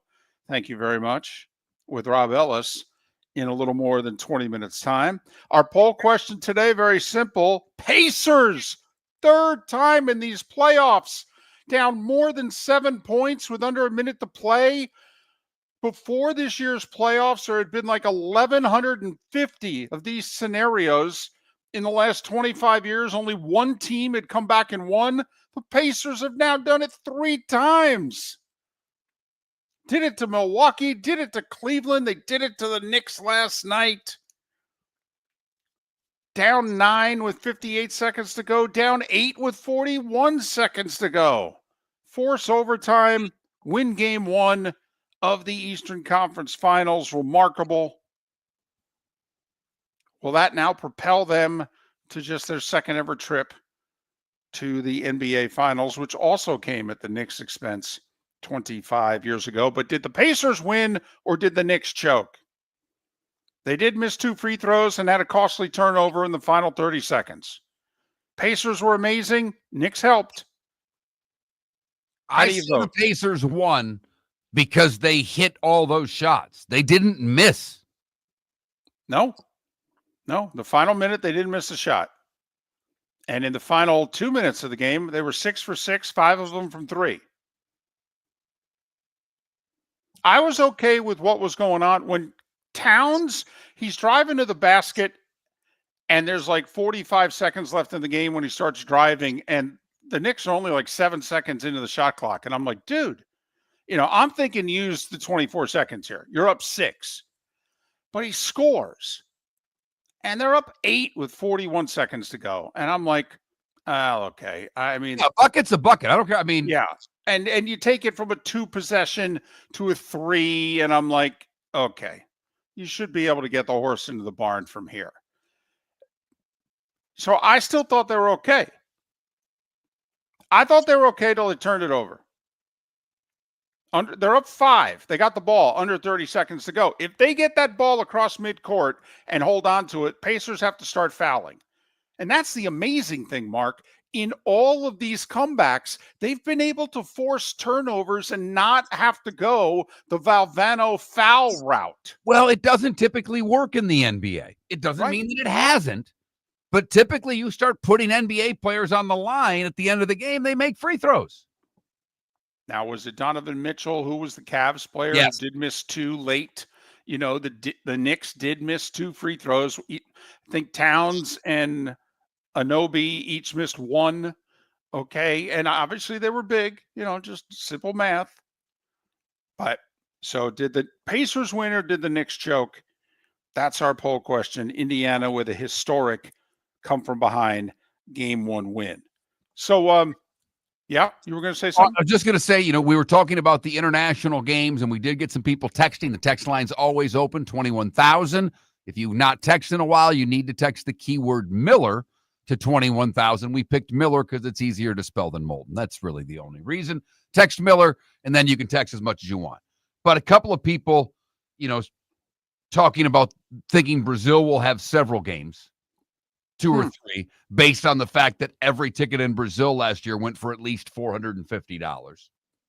So that opens them up to more games. Someone just asked if they put a team in London, does that take away from the international games? Doesn't look like they want a team over there. They backed off on the team and or division in Europe. Now they just want international games. Do you think the NFL in any way is going to pay attention to the NHL? Because there seems to be a movement to expand the NHL, who's already at 32 teams. Yes. And so obviously the NFL's at 32. And do you think the NFL is just going to kind of look? I understand it's an 80-game season versus a 17 or soon to be 18. But do you think they'll just wonder, hey, is that too big? Is that too lumpy, clunky? Or no?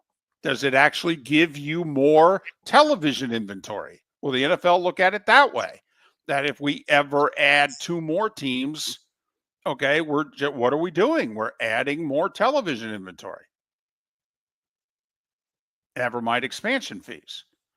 And by the way, if it's $2 billion to get a baseball team, what's the NFL expansion fee? 4. 5? Yeah, 4 or 5, right off the bat, without even thinking, David. Wow. This texter says, not crazy about 9:30 games, but I'm more upset with the NFL making us pay to see all of these extra games on streaming. I'm not paying for any of these services, so pretty soon I'll be getting the one crappy 1 o'clock game and one decent 4 o'clock game.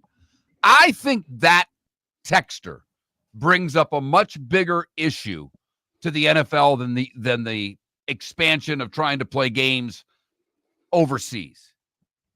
We talked about this last year. Saw it again. Basically, to just watch the NFL on to be able to see every NFL game on television, it's somewhere around $1,500 now to watch games on television, because you need YouTube TV. So that's, roughly $100 a month for your subscription to YouTube TV, and then another $450 or whatever it is for the Sunday ticket. So you have to subscribe to YouTube TV you can't just get Sunday ticket. You've got to get YouTube TV. So you're talking September through December plus the NFL Sunday ticket fee. Then you need Amazon Prime for games.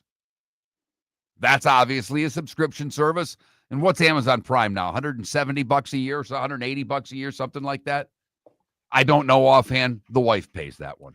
We have it. Then you need Peacock. I guess there are games exclusively on Peacock. Yes, there are. And that to me is that's the question down the road. Will we get sick of paying all we have to pay to watch the National Football League? So essentially, will watching the NFL at home be the cost of a season ticket? I mean, what can you buy? If you buy Upper Deck season tickets, I mean, what are you paying? probably with fees. We're not even talking parking. You're probably paying, I mean, what? I think we pay somewhere around for good Steelers seats. They're good seats. Okay. I think it's $200 a game. Okay. So $2,000 a ticket. So, cut it in half, I guess. It'll cost you. And soon when we go to an 18-game schedule, and you have to pay for the preseason still. So, I mean, I guess maybe if you can buy cheap upper deck, I mean, maybe you could get season tickets for, I don't know, $750, $800. But essentially, will watching the NFL at home be the cost of a cheap season ticket?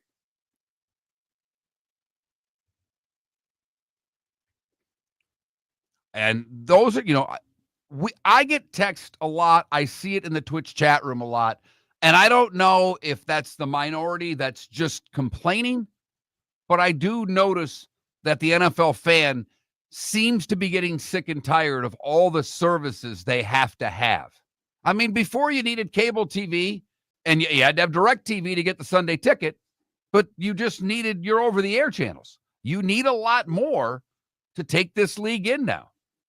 And seemingly every team has a game that's on a streaming service. So if you're a diehard fan of one team, you're going to have something to watch your team play.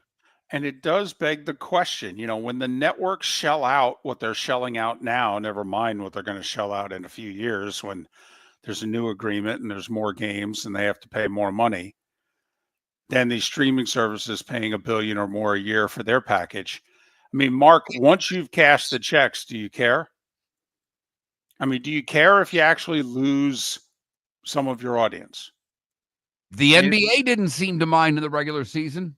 I mean, that their ratings were way down. They had a new TV deal. You did not hear them complain once about the lower ratings. Now, they think they're going to gain viewers with all the different ways they're going to be able to show games, which kicks in next year, by the way. The old TV deal ends in a month.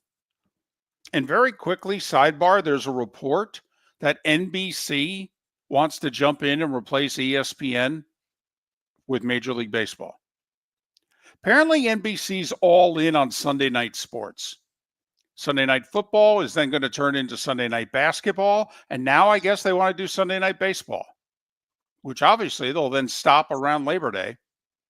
Okay. But apparently NBC is making a significant offer to Major League Baseball to replace ESPN. Same package of games. I guess September they'll have to negotiate. That's an interesting concept in and of itself because Sunday Night Baseball on ESPN doesn't do very well. I mean, ESPN versus NBC, but yes, when the highest rated game you've had in 7 years is 2.5 million. I mean, 2.5 million for a network primetime audience on Sunday? Right. I mean, that's terrible. Terrible. And that's Charles Barkley. Terrible. I did misspeak. Apparently, you don't have to have YouTube TV to get the Sunday ticket. You spend a lot more for the Sunday ticket if you don't have YouTube TV. But I just wanted to clarify that. Okay. So yeah, that NBC story is out there this morning. That apparently there is a network that has raised their hand. Now, they willing to pay what ESPN was paying? We shall see. But, NBC did cut a lot of their dramas, a lot of their primetime shows they cut from their lineup. NBC is making a big sports commitment. Well, they know, like the rest of us know, it's the one way to guarantee your audience does what, David? Watches the damn commercials. We all tape the dramas and fast forward through the commercials now. So they guarantee their audience with live sports, and we know that. We've been talking about that on this show for seemingly a dozen years at least. Miller and Moulton, millerandmoulton.com, Miller_Moulton on X. Rob Ellis to join us in a little more than 10 minutes. Can I just sidebar here for a second? The U.S. Open's coming up in 3 weeks. Did you see the announcement yesterday about one of the holes at Oakmont? I did not. Now, we had a few par fours in the PGA that were, over 500 yards, 520. Usually it's supposed to end at 480, but with the way they're hitting the ball now and what have you. So, did you see the 8th hole, a par 3 at Oakmont? 290. Par 3. Now, I don't believe it's over water or anything like that, but if I remember the hole correctly, I think the hole actually like dog legs. Okay, you got to cut the corner, I think. But 290, par 3. Here's the funny thing, David. None of them will hit driver. I'm just telling you. It's 290, and that more than likely will be 3-wood for these players, unless they're into the wind. DeChambeau hit 5-wood. I know. Right. I know. But a 290 par 3. Damn. Not even fair. That's the U.S. Open, though. They're they are gonna do everything they can do to try to keep this winner at level par. Right. Yeah, I think DJ was like 4 under when he won it in 2016, and he played great on Sunday, and that was with the penalty stroke. And DJ was still under par. Got to throw it out there again. Shane Lowry had the lead on Sunday at Oakmont 9 years ago. He had a 3-shot lead, actually, heading in the 4th round. He wasn't ready to win a major yet. Struggles with the flat stick. He does. And it's tough to win a U.S. Open unless you're not a good putter, a great putter. You've got to make your living making 8 to 10 foot par putts for 4 days. And if you can't accomplish that, then to me, you don't have a shot at winning the U.S. Open. And I love Shane Lowry, one of my favorite guys on tour. Don't know if there's a guy I'd rather have a beer with on tour than Shane Lowry. I really don't. To me, that'd be a fun sit down, have a couple of pints, and let him tell stories. I got to admit, when they do those featured groups and featured holes and what have you, and I never buy into that service, but you know me, I'm not into the carnage the way you are, but I got to admit, I could set up a chair on the 8th at Oakmont and watch them tackle that 290-yard par 3 all day. I could. Lot of 8-10 footers for par, David. Lots of 8-10 footers for par. We will switch gears and talk the Philadelphia sports scene next with Rob Ellis. He joins us right here, Miller and Moulton, millerandmoulton.com. Southwest Florida's scorching heat is on its way. Stay cool with Air Advantage. As a proud Rheem Pro partner, Air Advantage delivers top-notch air conditioning solutions to keep you cool and comfortable. Right now, enjoy 18 months, no interest, no payments on qualifying systems. Call 433-4635 today for expert installation and unbeatable comfort all summer long. Online at myairadvantage.com. Air Advantage. Call today, 433-4635. Mark Miller for Sleep Treatment Direct. They are helping me with sleep apnea. And by helping me, I mean curing me. No more CPAP machine. No more snoring. No more tossing. No more waking up exhausted. Their expert team got me the right treatment, fast and hassle-free. If you want to feel energized and get rid of your snoring, call Sleep Treatment Direct today.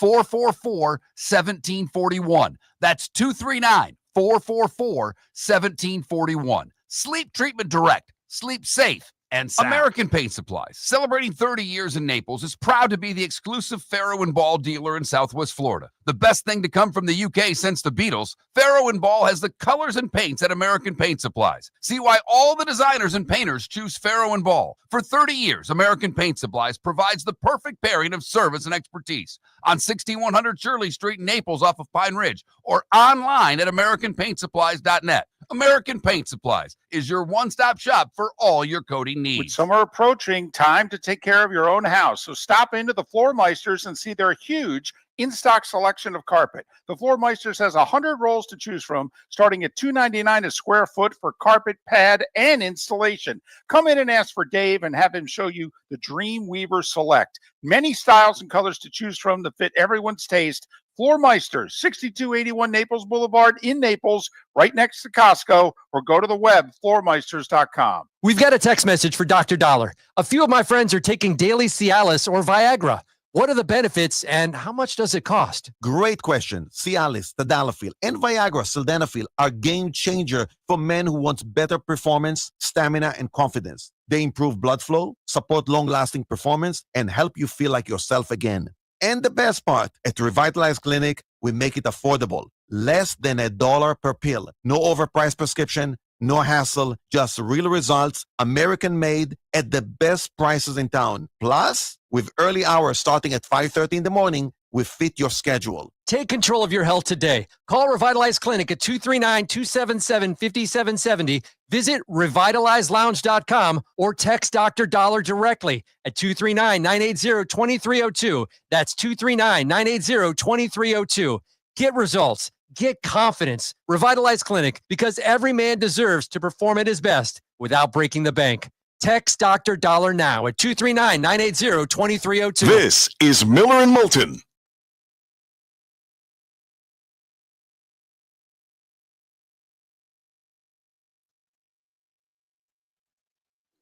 Yinzer Bob Costas has not worked for NBC for a while.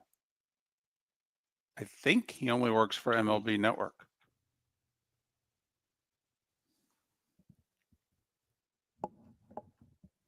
Wes, I don't think there'll be a Super Bowl played outside the U.S. in my lifetime. I really don't.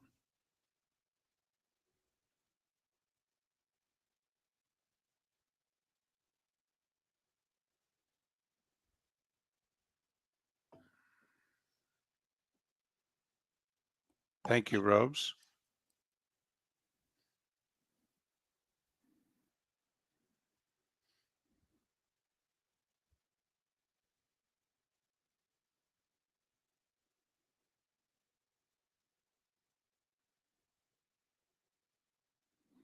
Robes, Florida's not a bad place to be during the winter months in the upper Midwest. I mean, you got to admit.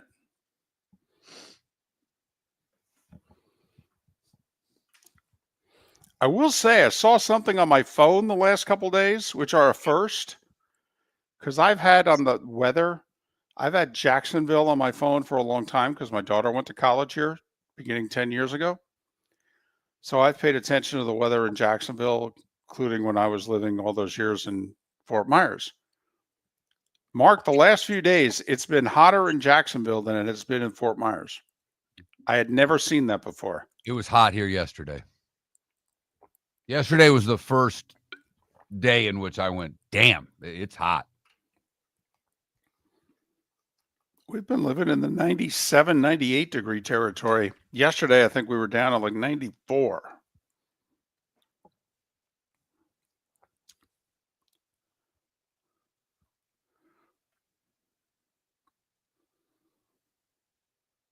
Yeah, Wes Costas did a playoff game last year and got crushed critically.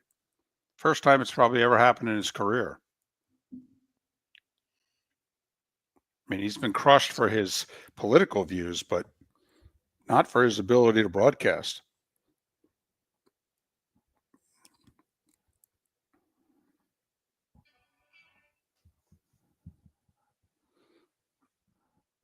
Oh.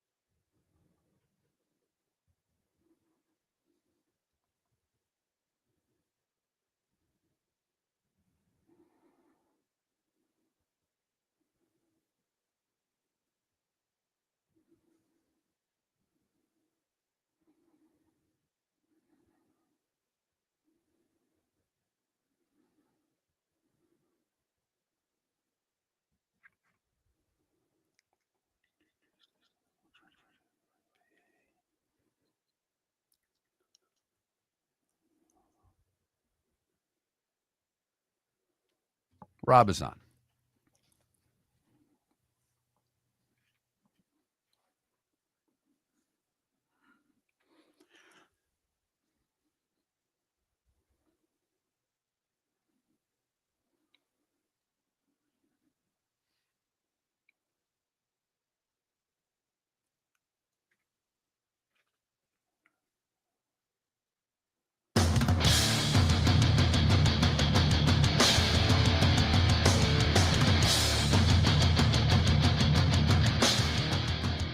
You're listening to Miller and Moulton, coming at you from the Floormeister Studios. Floormeisters, keeping it real.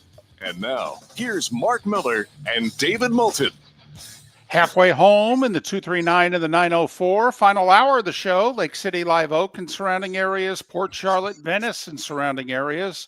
Thanks so much for being with us. Miller and Moulton. MillerandMoulton.com. Miller_Moulton on X. Our poll question: did the Pacers win or the Knicks choke last night? It's as simple as that. Miller and Moulton both credit the Pacers more than blame the Knicks. Vote accordingly.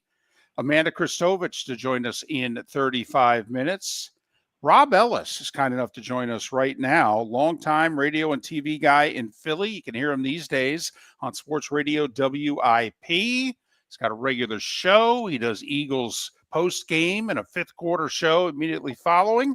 Follow Rob on X at RLS Sports. RLS Sports. Rob, does yesterday go the 2 Super Bowl wins, the 60 championship with Bednarik, was yesterday the 4th greatest win in Eagles history? I love that question. By the way, I'm thinking from the 610 and the 215. So just so you know that we're on that. Okay. You can track me down after this call.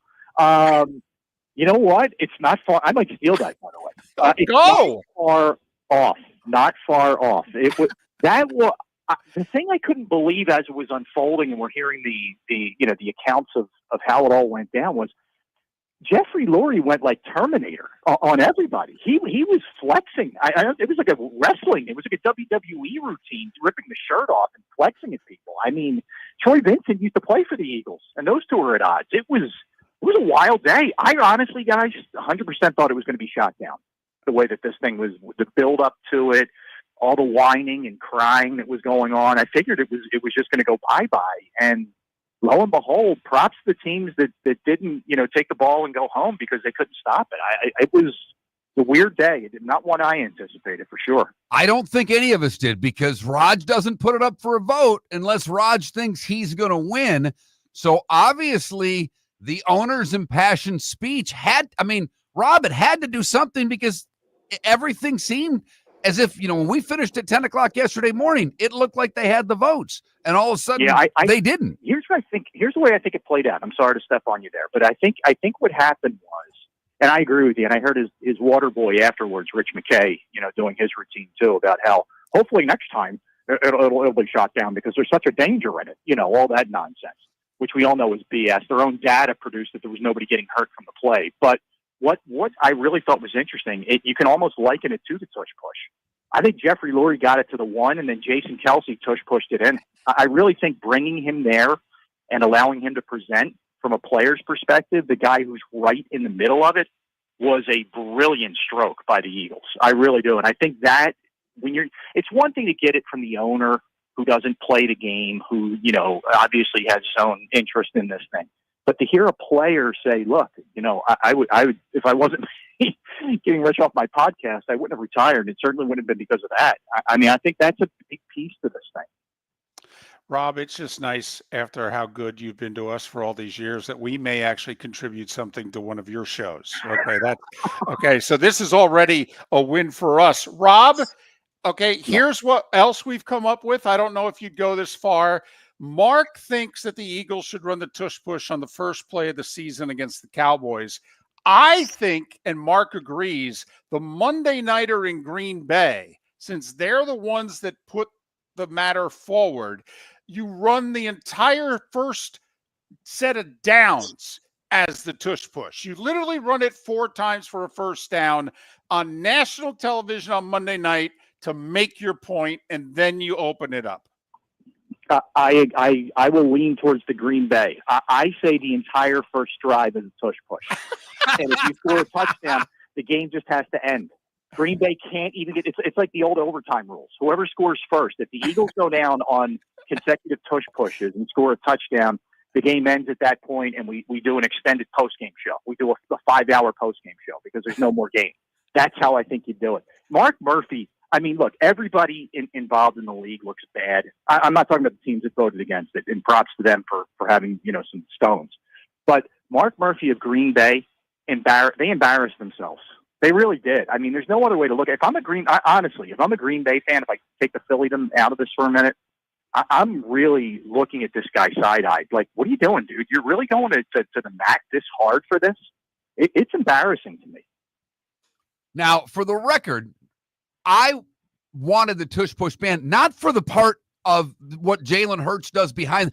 I hate the play when the running back's 5 yards and stopped and stood up, and there's a pile, and 2 linemen come in, or 3 linemen come in and push him 8 yards down the field. I don't think that's a football play. I was hoping that would get banned more than the tush-push, because I think we all agree, even if they would have banned the tush-push, do we really think the quarterback sneak would have been stopped against Philadelphia? They're still the best offensive line, or the second best offensive line in the league, and they've got a quarterback that can squat a semi-truck, for crying out loud. Right, and that's the thing. I mean, as much as I can't believe it was on the evening news last night, ABC Evening News with David Muir. I swear to you guys, I'm watching it, and my wife says, "Did he just say tush push? Did they just mention that? Did David Muir just say that?" Like, that's how big this thing got, right? But I agree with you. Even if it went away, and I think this is part of Jeffrey Lurie's, sort of flex that he did yesterday, the Eagles were still going to be fine. They would still be, in my opinion, the most successful team at the quarterback sneak, whatever we want to term it, with the new rules that were put in. Because the offensive line is so well trained in it with Jeff Stoutland, who's a great offensive line coach, and like you pointed out, because Hurts is so strong. I don't know. The thing that just rang hollow to me was a lot of the arguments where I just don't like the way it looks. Like, I mean, like, that's the best we're coming up with here, because there wasn't anything real. Any football play, anybody get hurt. We know that. But the data showed that there were, next to no injuries on that play. And that's the thing, like a lot of these, like Buffalo, Sean McDermott, who is from here, who coached here with Andy Reid, he kept hanging to that. And I'm waiting for somebody to counter him and say, Sean, the data says that nobody got hurt off of this play. It felt like a kid. You guys know this. Back in the day when you're on the playground and it's some kid's ball and everybody else is, playing well, and he's playing crappy, and he takes it and goes home. Like, it had like a really juvenile feel to it for me. And Rob, just to be fair, for the record, like Mark told you why he was against it, it's not so much for the tush push, it's actually for the downfield runner being pushed thing. I'm against it because I always thought it was assisting the runner, and I didn't realize that in the last 20 years they changed the wording of that rule. So the first time I saw it, I thought, well, this is against the rules. Technically, obviously, it's not. I just feel it should, because if I asked you the question, are they assisting the runner? I think it's tough not to answer yes. But enough of that. Want to get to the first place Phillies, right? They won 6 in a row. They're in first. I think the three of us think that they're an outstanding team, maybe the best team in the division, maybe not. We'll see. But the Alvarado suspension, how big is this going to be? Is Dombrowski going to have to replace him at some sort? 100%. He's going to have to. I mean, to the Phillies' credit, they have the deepest starting rotation in baseball. And these guys are as throwback as you can get in 2025. They do go deep, whatever deep is now. It's not, Steve Carlton, back in the day. But they're going to get you 6-7 because they're that good, typically. So, but the problem is missing Alvarado. They were already a little bit thin on the back end, guys. I mean, they're counting on a very young Orion Kerkering. They're counting on Matt Strahm, who's a real Swiss Army knife, kind of guy. And Jordan Romano's really gotten his act together after a really bumpy start. But it's still not enough. And when you have a team that's this close and gotten there 3 times, you need to finish it off. You need to pay it off. Dave Dombrowski has not had great trade deadlines as a Phillies GM or architect. He is not. I'm not saying the window's closed after this year, but you have JT Realmuto, you have Kyle Schwarber, you have Ranger Suarez, you have some pretty key pieces of this team who are free agents, and you don't want to let this year go to waste. So, yes, he's going to have to do something that he's uncomfortable with. He's going to have to give up really legitimate prospects and get a big-time closer. If they don't get a big-time closer, my prediction is, and I think this Phillies team is excellent. I told everybody here in the city when they were going nuts after a slow start to calm down. But I do think it will bite them in the rear end in the playoffs if they don't get another arm for the back end. Well, I think the good news for the Phillies in that regard is that you've got so many bad teams already in the league. Tampa's not, Tampa's hovering around 500. They've got a closer that's pretty good. The Marlins are going to have a fire sale at some point. So the arms will be there, but you're right. The Phillies are going to have to pay a price. The other side of this, they're killing the baseball. Schwarber hit this 300th home run the other day. It was just a colossal bomb. They continue to just rip the baseball right now, aren't they? Yeah, and Schwarber's been their MVP. He has, and it's crazy to say sometimes you can think about the firepower that they have, but he's been so good, and he's made himself a much better hitter. He used to be a Mendoza line guy. He's not anymore. He's got more home runs off lefties than anybody else in baseball, and he hits from the left side of the plate. So he's really improved his game, and yeah, you're right. And this is what tends to happen with the Phillies. When they tend to hit it all at the same time, and it can be, feast or famine. Sometimes they're all cold at the same time. But when they're hitting, they look like they're unstoppable. And right now, they're getting contributions from everybody, like guys who got off to really bad starts, like Alec Boehm and Brandon Marsh. They're also hitting. So it's the entire line. I mean, Real Mute's almost hit for the cycle last night. The potential there with this lineup is really good. I mean, this is a loaded National League, guys. I mean, you look at it. You look at the Mets. I don't write the Braves off. You look at what's happening in the West. This is going to be a gauntlet to get out of there to get to the World Series, and you need as much firepower as you can have. No, there's two, like the Diamondbacks missed the playoffs last year with 89 wins. I think we could have two teams in the National League in the upper 80s with wins this year that are going to miss the playoffs. A third place team in the East and a fourth place team out West. We could have two of them with like 88 wins that don't make the playoffs. Got about 30 seconds. I agree with you a million percent. I think you have to at least get into the 90s, and I think that number might be 92, which is nuts, but that's how good it is. So, yeah, I mean, you need to stack them now. The Phillies are beating some bad teams. That's okay. Build this equity up because you got a much tougher schedule coming. So they're doing exactly what they should do against these bad teams. Listen, I know they like to build statues in Philly. I wouldn't build a tush-push statue because I think they're going to vote every year, and eventually they're going to vote it out. But, use our material. Text me. Tell us if it worked. I will. Thank you. Thanks for the contributions to the Ellis Fund, guys. I appreciate it. Thanks, Rob. Have a great one. About time we contribute to Rob Ellis and WIP in Philly because he has contributed a lot to us over the years. Follow him on X, RLS Sports, RLS Sports. Obviously, I'm a Tigers fan, but I would love to see a Tigers-Phillies World Series because Philly, they play this tough guy, the town, not the team. But, Philly plays that tough guy, us against the world mentality. And I think Detroit fans would kind of look at him and go, really? I just think it would be, two old classic baseball teams. Think it would be a fun series, particularly the way the Phillies hit the baseball right now. Miller and Moulton, thanks for listening.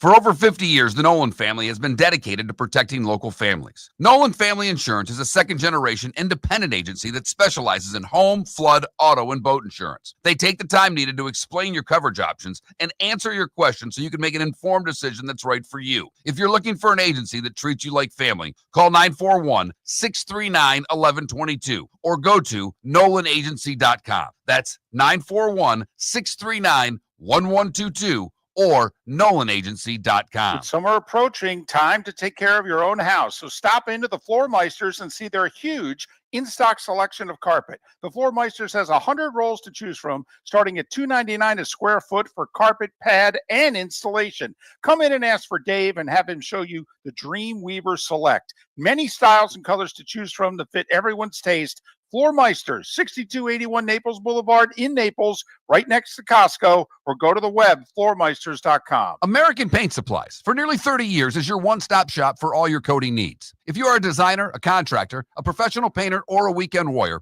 American Paint Supplies is the place where experts go to get expert solutions. At 6100 Shirley Street in Naples off of Pine Ridge, American Paint Supplies delivers the best solutions with the best products with the best support. Meet Gene and his team today at American Paint Supplies. Call 239-566-2700. That's 566-2700 or online at AmericanPaintSupplies.net.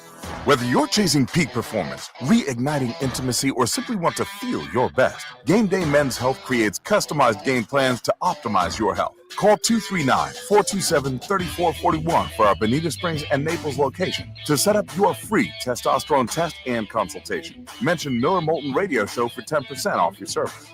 Find your maximum self with Game Day Men's Health, Bonita Springs and Naples, Florida. Call 239-427-3441 today. This is Miller and Moulton.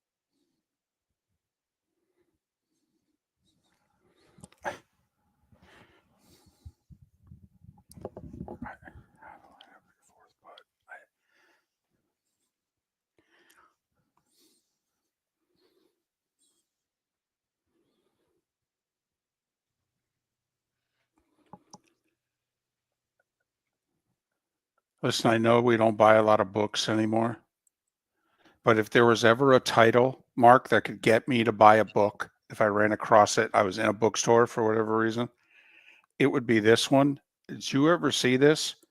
How to line up your fourth putt.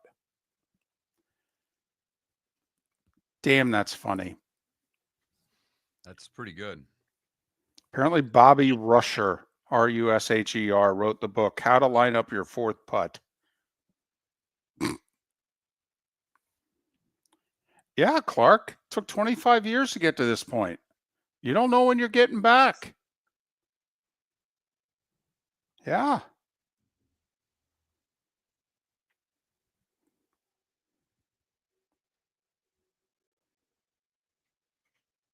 I can't even begin to tell you how great this nap I'm going to take is around noon.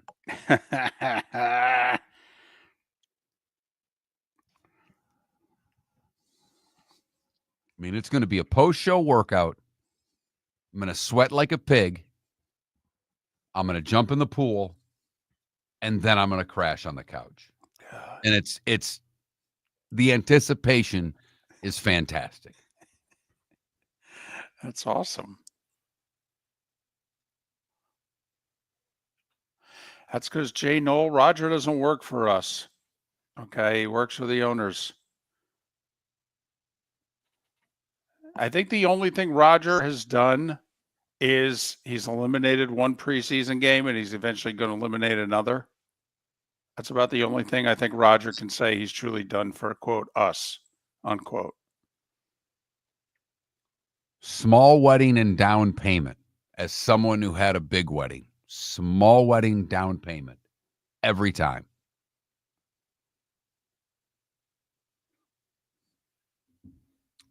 particularly now with how hard it is for young people to be able to afford a home. Totally. I mean, the cards are stacked against young people now. They just are. It's very different than 30 years ago when you look at cost of homes versus what incomes were. It's scary.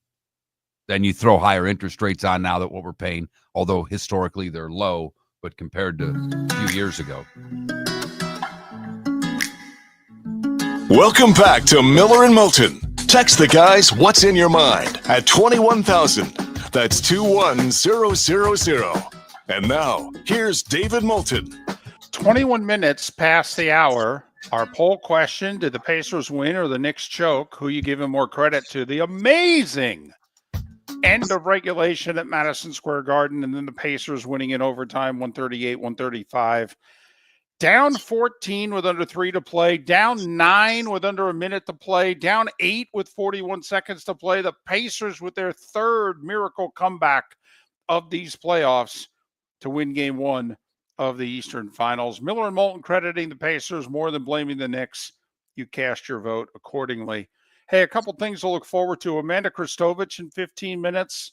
She's done an excellent job covering the whole college landscape from a money standpoint and a legal standpoint.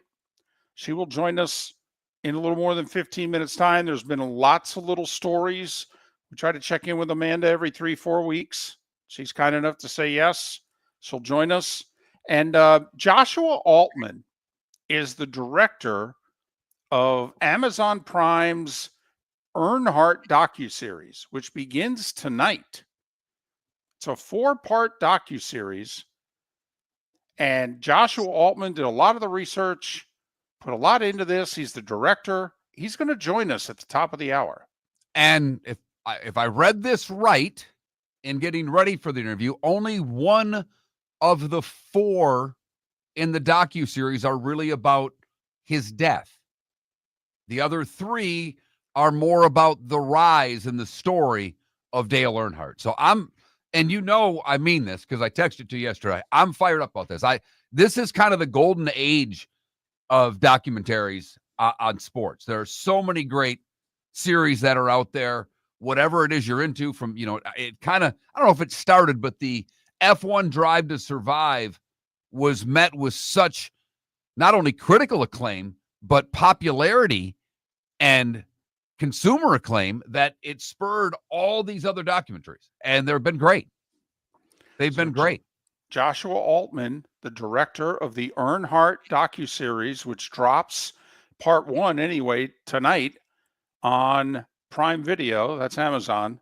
He will join us at the top of the hour. For those of you who don't get the bonus hour of Miller and Moulton, have to wait an hour, and then the interview will be available at millerandmoulton.com. But we're very much looking forward to that.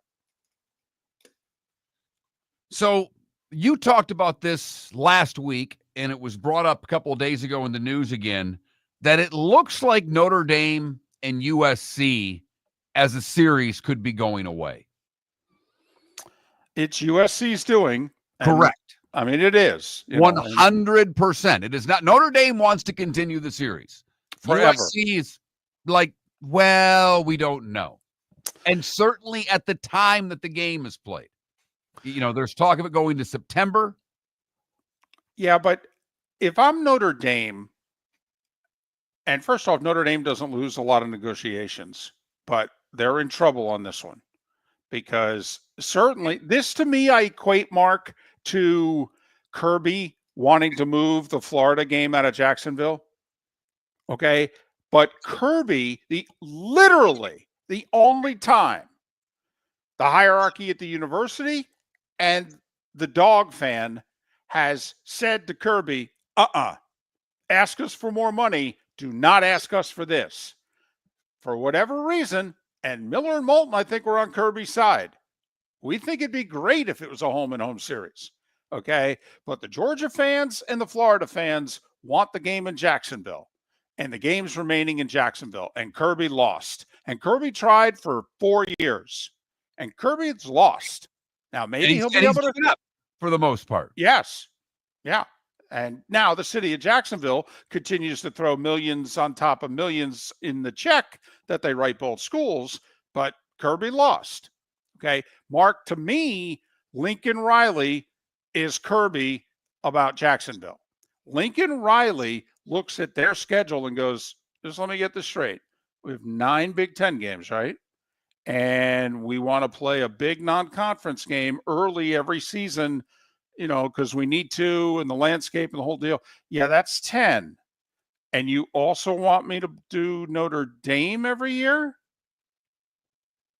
Yeah, that seems a little difficult if we're going to make playoffs and or have good seedings and get home games and what have you. And I got to admit, Mark, if you're Notre Dame, how do you answer that? Do you say, because remember USC these last couple of years, haven't they done like LSU in Vegas? Yep. Right. And forcing a school to play minimum 11 big time games. That's a lot. Come on now. It is. And the other part of it is Notre Dame needs this game far more than SC does. They really do. Because I will say Notre Dame's done a really good job here. The way they've added Clemson, making sure they're going to play Clemson every year in the ACC now is one of their 5. That's terrific because they've lost some opponents here with all of the conference realignment over the last 10 years. But Notre Dame, came right out and said, I think Southern Cal and Notre Dame should play every year as long as college football is played, and SC knows that's how we feel. That's the Notre Dame AD. He's trying to put it right back in SC's face, and SC at this moment's not budging. They've talked about moving the game to the early part of the season, and then that would be their big September game. But you could see where Lincoln Riley is going, so that's it. That's our big non-conference game every year. So we can never take advantage of these really sexy matchups that get us primetime spots and get us millions of dollars. We can never play any of those again. We just have to play Notre Dame every year. And if I were his boss, I'd say yes. Well, there you go. Yes, Lincoln. As a matter of fact, you do. They've been playing this game since 1926, long before either of us were around, and I want to ensure that they're playing this game long after we're both gone. You can make the case it's the most significant rivalry in the history of the sport.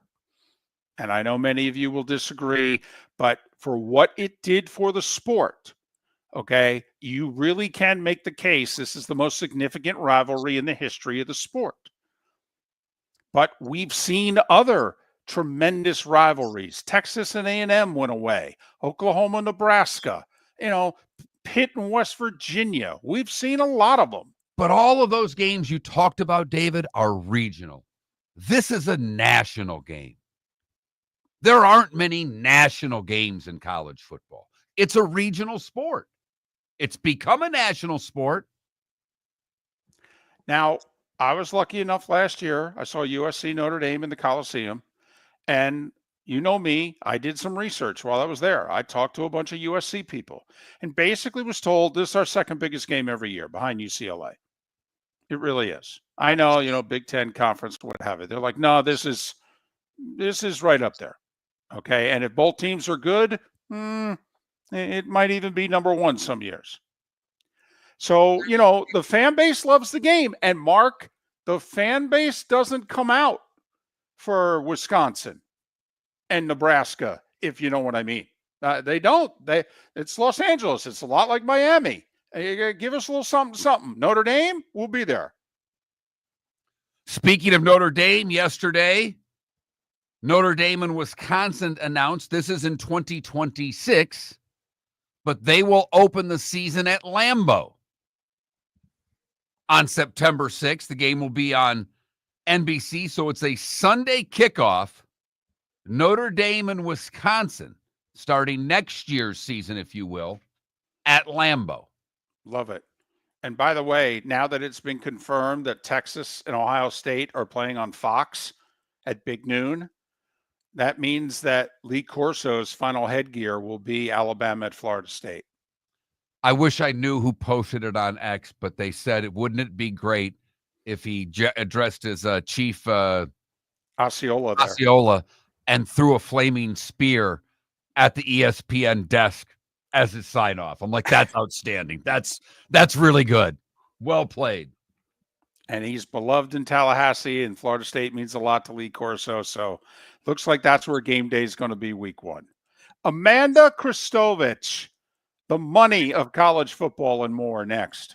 Mark Miller for Molly Maid. I've been a customer for over a year and cannot say enough good things about their service and communication. If you're a business owner, you can trust Molly Maid to do an exceptional job. Their expert team delivers tailored cleaning for whatever your needs, ensuring a pristine environment for clients and staff.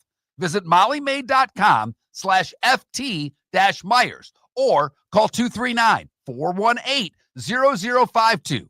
Molly Maid makes my home shine, and it will make your home or business shine too. Mark Miller for Sleep Treatment Direct. They are helping me with sleep apnea. And by helping me, I mean curing me. No more CPAP machine. No more snoring. No more tossing. No more waking up exhausted. Their expert team got me the right treatment fast and hassle-free. If you want to feel energized and get rid of your snoring, call Sleep Treatment Direct today.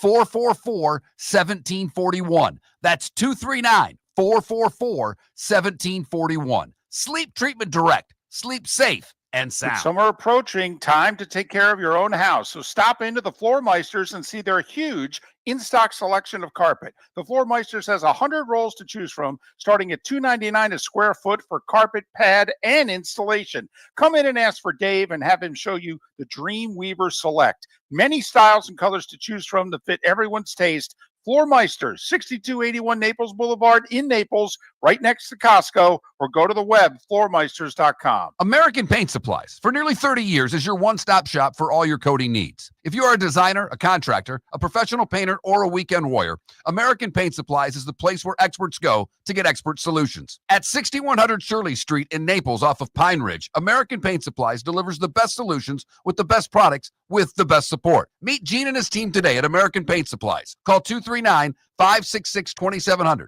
That's 566-2700 or online at AmericanPaintSupplies.net. This is Miller and Moulton.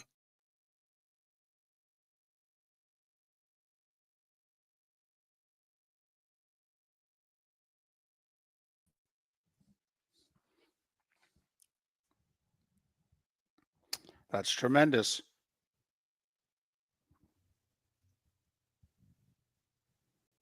Why do you think ND is in trouble? They've got all kinds of cash. They've been recruiting really well. Really well. They've done really well in the portal. And, yeah, they've lost a player here or there. But if you look at what they bring in versus what goes out, they do a terrific job. And look there's no one that would want to come on here and bash Notre Dame more than me. But they're preseason top 5 this year.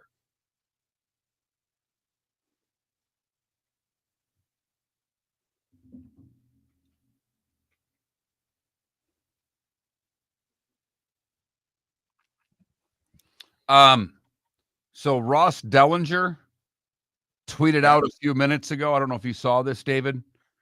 The college football executives are scheduled for a call today where many of them expect to adopt a straight seeding model for the 2025 playoff that would feature a financial compromise, sources tell Yahoo Sports.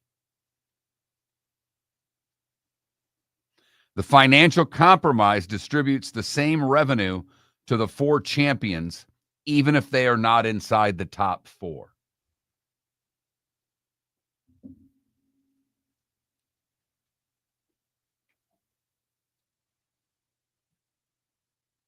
Oh, I mean, Irish football. They're going to be undefeated national champions. Broncos are breaking the Dolphins record. And they're going to unretire 99 so Nathan McKinnon can wear it.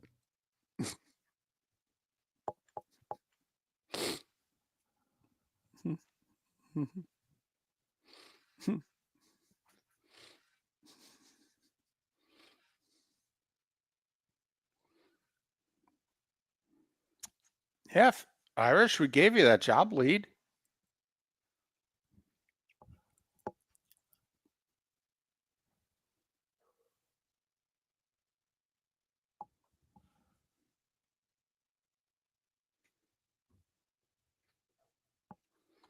Nick, you do make a good point. It might be a little dangerous at this stage of the game to put a flaming spear in Lee Corso's hands, but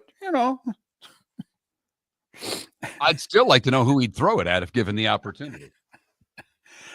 My guess is McAfee. I'm with you. That was my guess too, David. Thing is, Saban's in between him and McAfee, so Nick might save Pat. And he might miss. You never know. Exactly.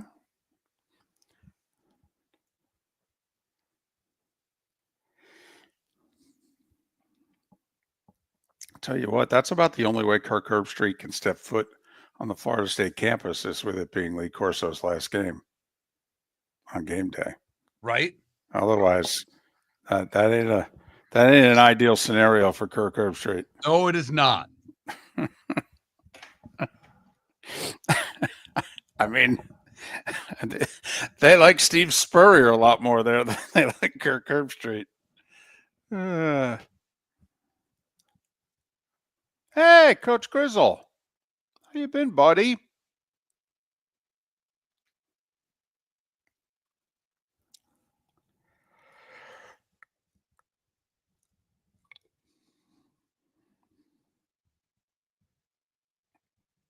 Did you wait until your Braves got to 500 or above?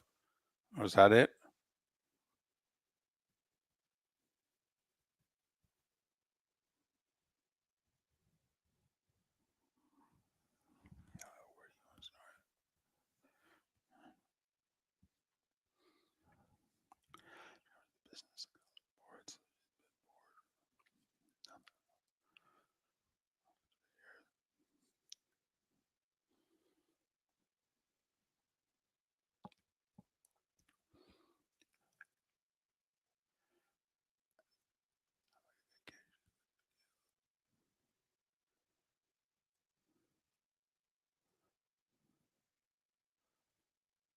Amanda is on.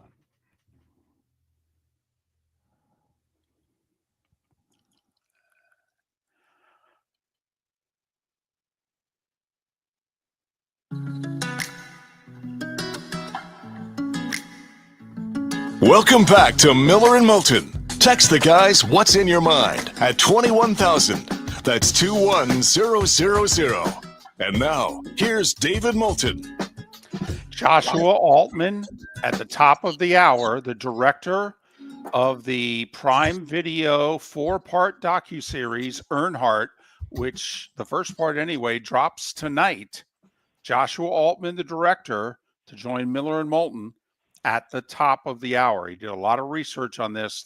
Can't wait to talk to him. Thrilled to once again talk to Amanda Christovich on the American Paint Supplies Hotline, your one-stop shop for all your coating needs. Amanda is a sports business reporter, so she's been doing nothing for the last 3 years, especially for Front Office Sports. You can follow Amanda on X, A. Christovich, and then throw one extra H on the end as well. A.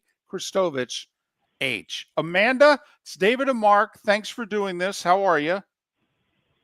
I'm doing well, never a dull moment, as you said. I've been kind of just laying on my couch the last 3 years with not much to talk about. Exactly. Our serious question, though, is how many vacations have you canceled waiting for this settlement between the NCAA and this federal judge? When's this going to happen? Well, it's actually very funny that you say that because, we all thought it would be decided in April, and so in January, I planned a family trip to France, and on Friday night, I will be on a red-eye over the Atlantic Ocean, likely without internet. They claim there's Wi-Fi. We'll see.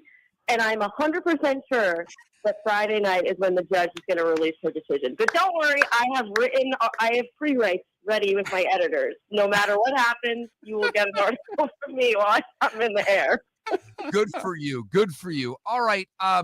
You had put a post out, I believe it was yesterday, about the new power conference memo that's going to prevent schools from suing or challenging the House settlement and the rev share cap. Look, when it comes to players suing and winning, they've won every time against the NCAA. This Power 5 memo is fascinating to me. Does it have any legs? I think that's hard to say, right? Because I think it has as many legs as the schools are willing to abide by it or sign it in the first place, right? I was speaking with some sources yesterday who were talking about, concerns that schools have with signing this memo from competitive balance standpoint to legal implications, running afoul of their state laws. If the state laws are more permissive than this memo, I think everyone wants a level playing field. So theoretically, they'd all like to sign this, but some of them are just, concerned that it's not going to hold up, and they don't want to get tied to terms that may not hold up either. As you mentioned, the clearinghouse, revenue sharing cap, et cetera. So, I think it depends if any of them decide to challenge it. And then the other question, of course, is, as you said, the athletes have been very successful in suing the NCAA over these compensation restrictions.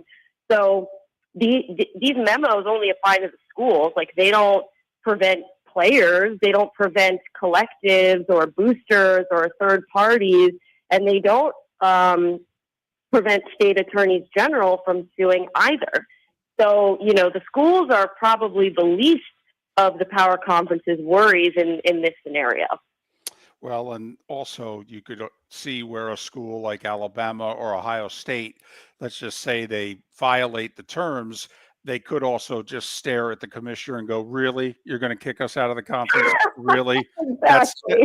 That's cute. Okay, then go enjoy your lunch and get back to me." Yeah, exactly. I think Fox and ESPN would have something to say about that. Yeah, I think. In all seriousness, I don't know if you've been on with us when we have referred to the NCAA as event planners, but that's what we've referred to them as for at least 3 years now. Now that they are apparently getting out of the enforcement business, aren't they just event planners? I think that's definitely going to be their main use going forward.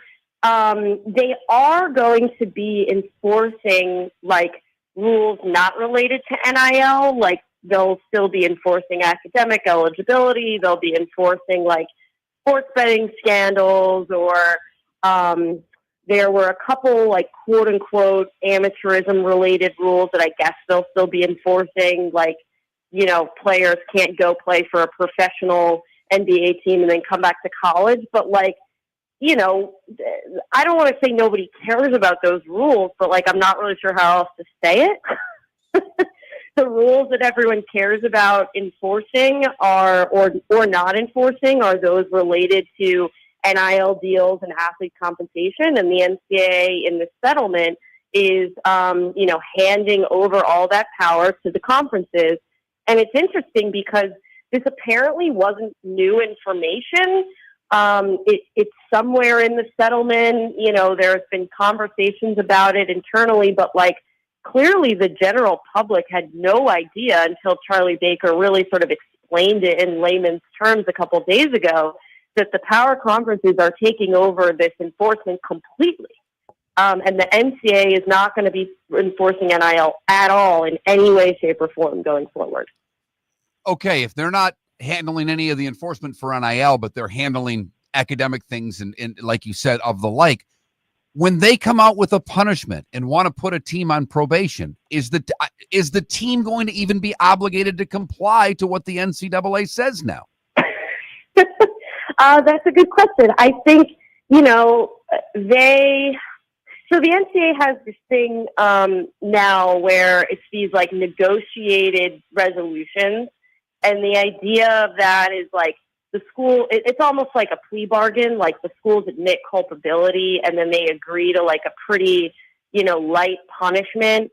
And that agreement prevents, sort of keeps the NCAA from being sued. So they could, sort of keep doing that. But obviously that makes the punishments less severe. I think the bigger question is whether the power conferences who are enforcing the rules that we're all curious about are going to be able to enforce them and are going to be able to, not have them be challenged. I mean, I feel like that memo that we just spoke about is an admission of culpability in and of itself. They know they're going to be sued. They know this potentially isn't legal, trying to, call certain NIL deals pay for play and prevent them or punish players from accepting them. Like, they know that. That's why they're, distributing this memo.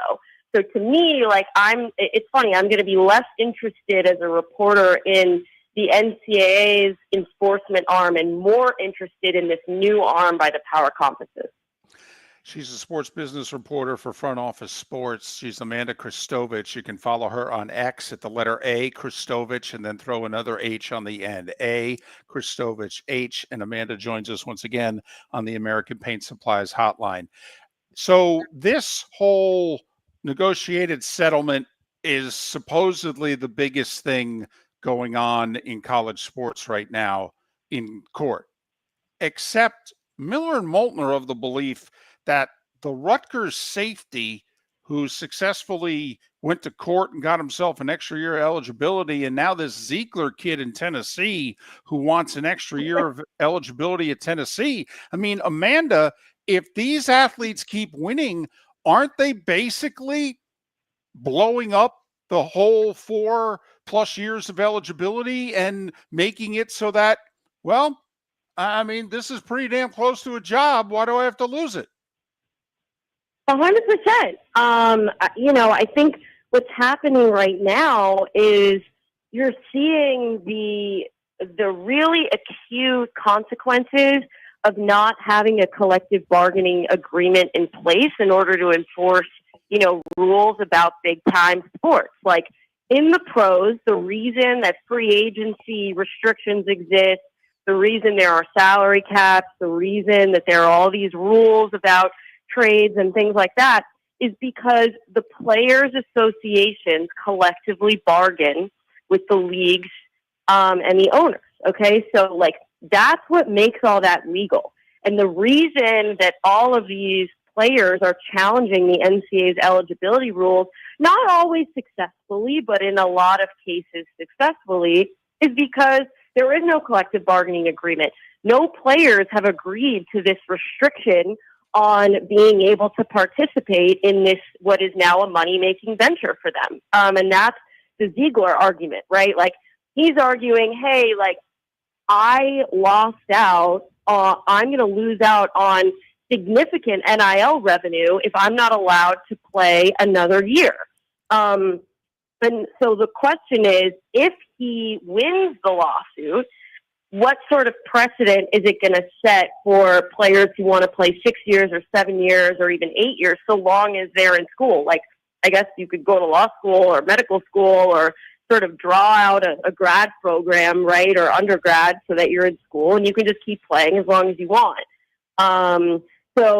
But I do believe that the Ziegler lawsuit has sort of like a restriction where he's trying to argue the eligibility window of you have 5 years to complete 4 seasons. He's arguing it should be all 5 seasons within those 5 years. So I wonder what sort of precedent it would set if he wins, and whether that would allow for 6 or 7 or 8 years, or whether it would be interpreted as capping at 5, if that makes sense. Well, and Amanda, this is the part that's crazy to me, because I think a lot of these programs value winning more than they care about eligibility. I could see a college basketball program wanting a kid to stay for 5, 6, 7 years, or a team that's got a running quarterback that can't play in the NFL stay 6, 7 years. I don't think the colleges individually are willing to stop this. Do you? No, I don't really think so either, because, think about especially in basketball, specifically, right? The older your team is, generally, the better you're going to do.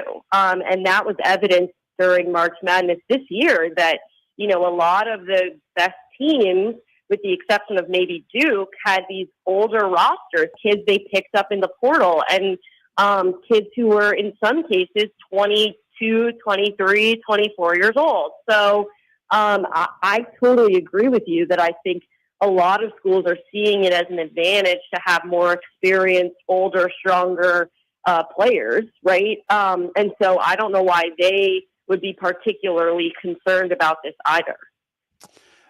Amanda, obviously we're not lawyers. You're not a lawyer, are you?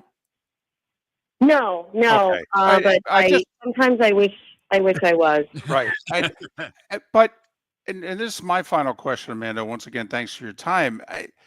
We're trying to understand, let's just say tonight, there's finally that big settlement. You can go on your vacation and not have to worry. But we don't understand how the settlement holds up. Okay. Once you get a few kids that go, this is still limiting how much money I can make. Why are we limiting it at 20 or 21 million? Okay. Look at what Ohio State's spending on their coaching staff. You're not limiting how much they can spend on coaches. Why are you limiting how much they can spend on talent? And this is for the entire athletic department, by the way. We just don't understand how this holds up. Frankly, I don't either.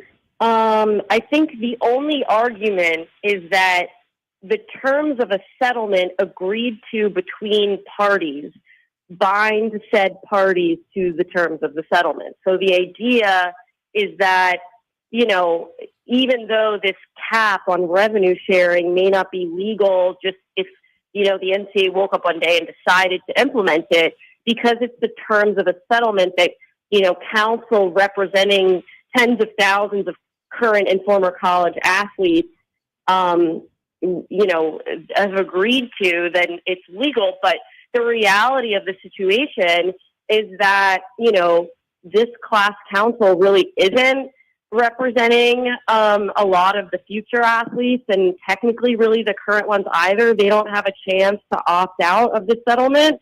You only, as a player, have a chance to opt out if you are like a former athlete who's opting out of the damages portion because you want to sue for your own damages.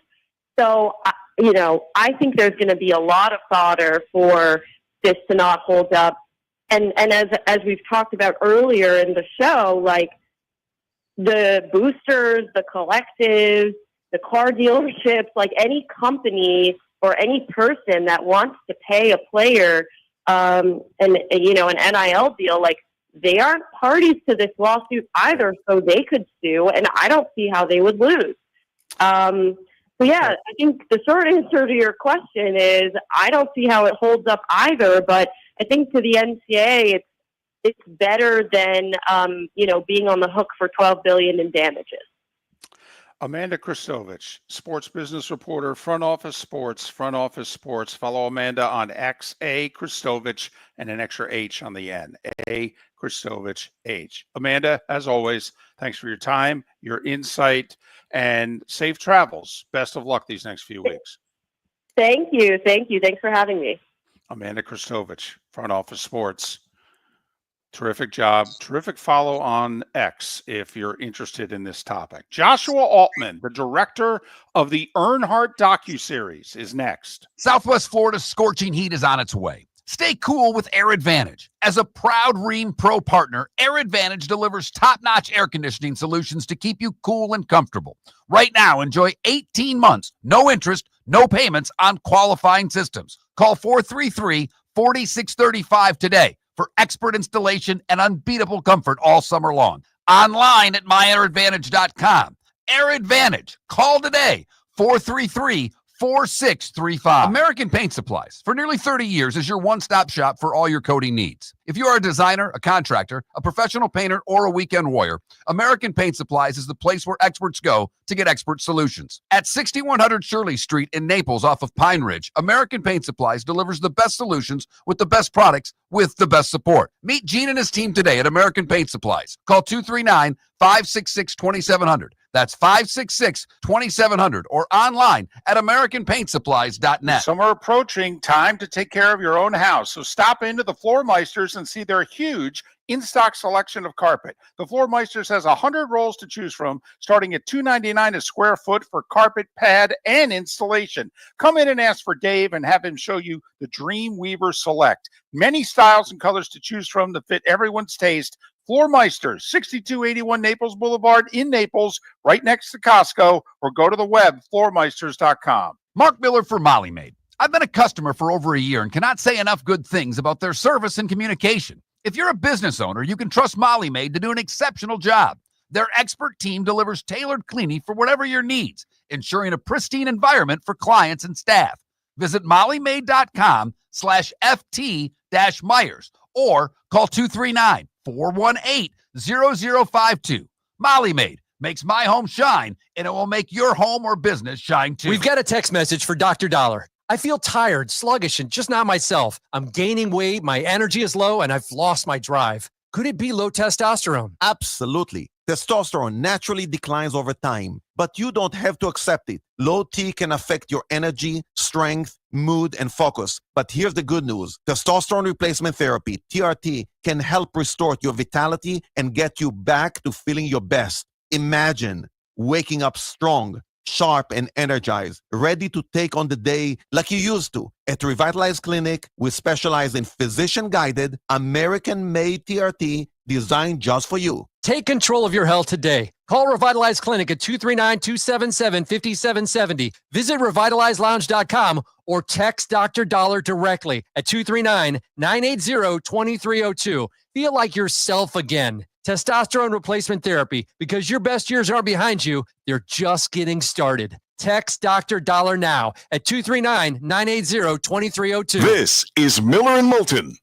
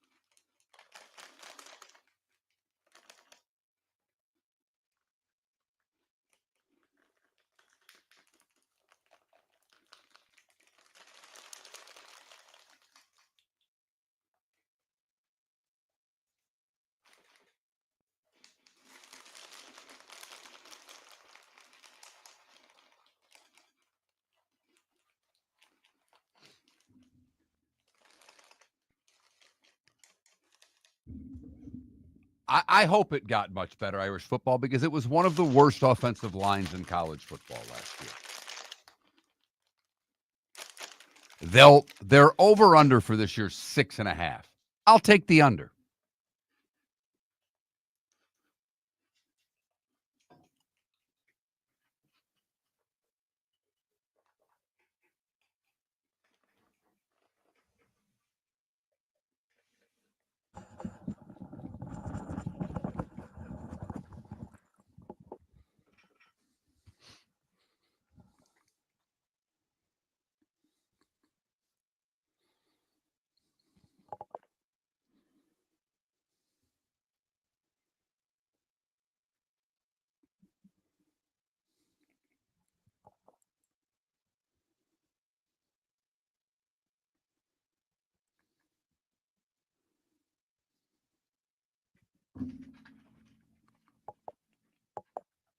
Miller and Moulton.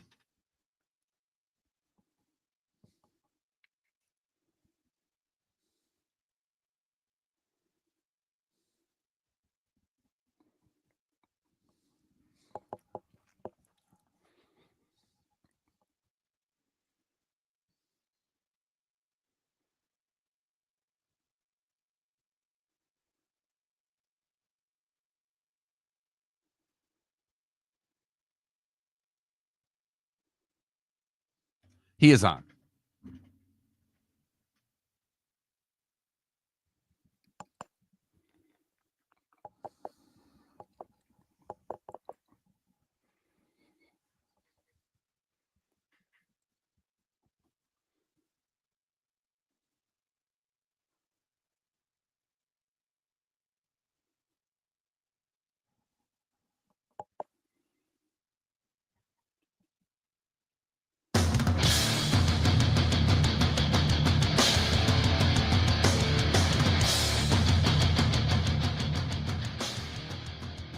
You're listening to Miller and Moulton, coming at you from the Floormeister Studios. Floormeisters, keeping it real. And now, here's Mark Miller and David Moulton. The bonus hour of Miller and Moulton in the 239 and the 904. Thanks so much for being with us. Miller and Moulton, millerandmoulton.com, Miller_Moulton on X. Thrilled to welcome Joshua Altman, the director of the Earnhardt docuseries, which debuts later today and tonight. Amazon Prime Video. Joshua, it's David and Mark. Good morning. How are you? Good morning. Thank you for having me. Well, we got a lot of ground we want to cover. Got about 12 minutes. Very quickly, are you a racing fan and were you an Earnhardt fan? You know what? I came into this, like much of my team, as a NASCAR newbie. So, no, not a racing fan coming into this. Knew very little about racing culture, sport. And actually very little about Dale himself. Wow. So why then did you decide to take on this docuseries? You would think someone who would do it would be a long-time race fan, a lifelong race fan. What made you interested in this story? Well, I mean, I think, a few things. One, I tend to find myself attracted to stories that I don't know much about, that I'm not a fan of, that I don't know. For some reason, I like to come into things that somehow attract me, they hook me, and I become a sponge and start absorbing all of it. And I think that's helpful in my mind in terms of like a way to communicate to an audience outside of whatever it is, for this specifically, to communicate to people who aren't NASCAR fans, who aren't Dale Earnhardt fans, and give them a sense of why this man was special, and also just, a feeling of the world and the culture. I think what hooked me was, my friend Dan Lindsay, who's the EP of the series, incredible partner of mine. He sat down and pitched me sort of an overview and set up really the stage going into 2001 Daytona. And, explained to me what happened that day and, just the tragedy of it all. And I think understanding those pieces of it, I was pretty much hooked, but I went home that night and I started watching some stuff. And the next thing that hooked me was watching interviews with Dale Jr. He just had a candor and an honesty and just a way about him that I did not expect. And I was immediately fascinated. So how far back are we going here? Are you going to talk, Ralph, Earnhardt's dad? I mean, it's 4 parts. Just curious, where do you guys go? Yeah, we go all over the place. The first episode, definitely, we try to, in a lot of ways, go through the decades and keep it somewhat chronological in a way. We see it as a time machine, right? That, we had this treasure trove of footage. We certainly in the first episode go back and touch on Ralph and the importance of that as it relates to Dale specifically, and the way a lot of the series revolves around themes of father and sons and masculinity, success, chasing sort of success at all costs. And I think, so we jump around there, but really it's a time machine in a lot of ways. We see it, and it takes you through over the years of all the way up to, after a little bit after 2001. In the press releases and things I was reading leading up to this interview, it's talked about that you get a lot of rare footage. Where did you get all the footage from? Was it from Earnhardt's family? Was it from NASCAR? Where did you dig up all the footage that we're going to start seeing tonight? Well, to start, we had a partnership with NASCAR, and they said, listen, we have 15 petabytes of material in our catalog here. And we didn't even know what a petabyte was at the time. So we had a catalog of stuff to really look through and to start finding things. And us as filmmakers, we don't really want just like the clips. We want the handles on them. We want to see the moment when the camera gets set up, the moment when they're not sure they're filming, all those little things that we include. So there's pieces like that are really sort of raw, that I don't think have ever been seen before. But then in addition to that, Dale Jr. and Kelly and their team really opened up their archives to us as well. Not just footage wise, but even, we just brought suitcases back actually to give to them of all of these, photo books that they had received over the years and stuff that cataloged everything. And the sad thing is that we just can't include it all in 4+ hours of the series, but there's just some amazing stuff in there. Well, and that, Joshua, leads me to how much cooperation was there? Any time that you got did Teresa talk? Did anything from Dale Jr. that was off limits? Just curious how much cooperation you got from the family. Yeah, of course. No, there's actually nothing that was off limits from Dale and Kelly to talk about. I mean, and we sat down. There were some times where I'd sit with Dale. We had scheduled, let's say, 2 hours, and it would run 4 hours. We would just talk and talk and talk and go everywhere. And there was never any time that it was off limits or anything. So they were both incredible partners on this, really open to sharing and being honest about everything, and just such kind, good people too, which I think made it easy to hang out with and to talk like that. Teresa, we reached out to her. We really wanted to include her in the series. We were in talks with her lawyer. Unfortunately, there was no decline to be interviewed or anything like that. It just never transpired. So unfortunately, really her voice in the series now comes through from archival interviews that we have of her. To me, it's fascinating because Dale Earnhardt Sr. seemed pretty close to the vest, seemed pretty tightly wound. I didn't think was that endearing to the media and not that open.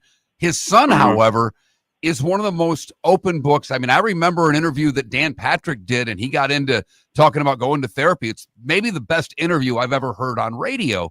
So there's a huge difference between father and son, aren't there? 100%.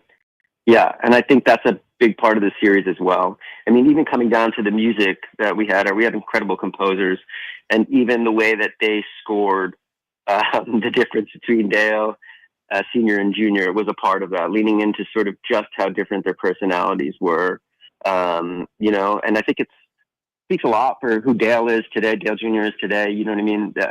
It's just fascinating. In my mind, there's a million ways in which he could have turned out just not a great person. And instead, I just think that, he's both extremely accessible and at the same time, just a really great human.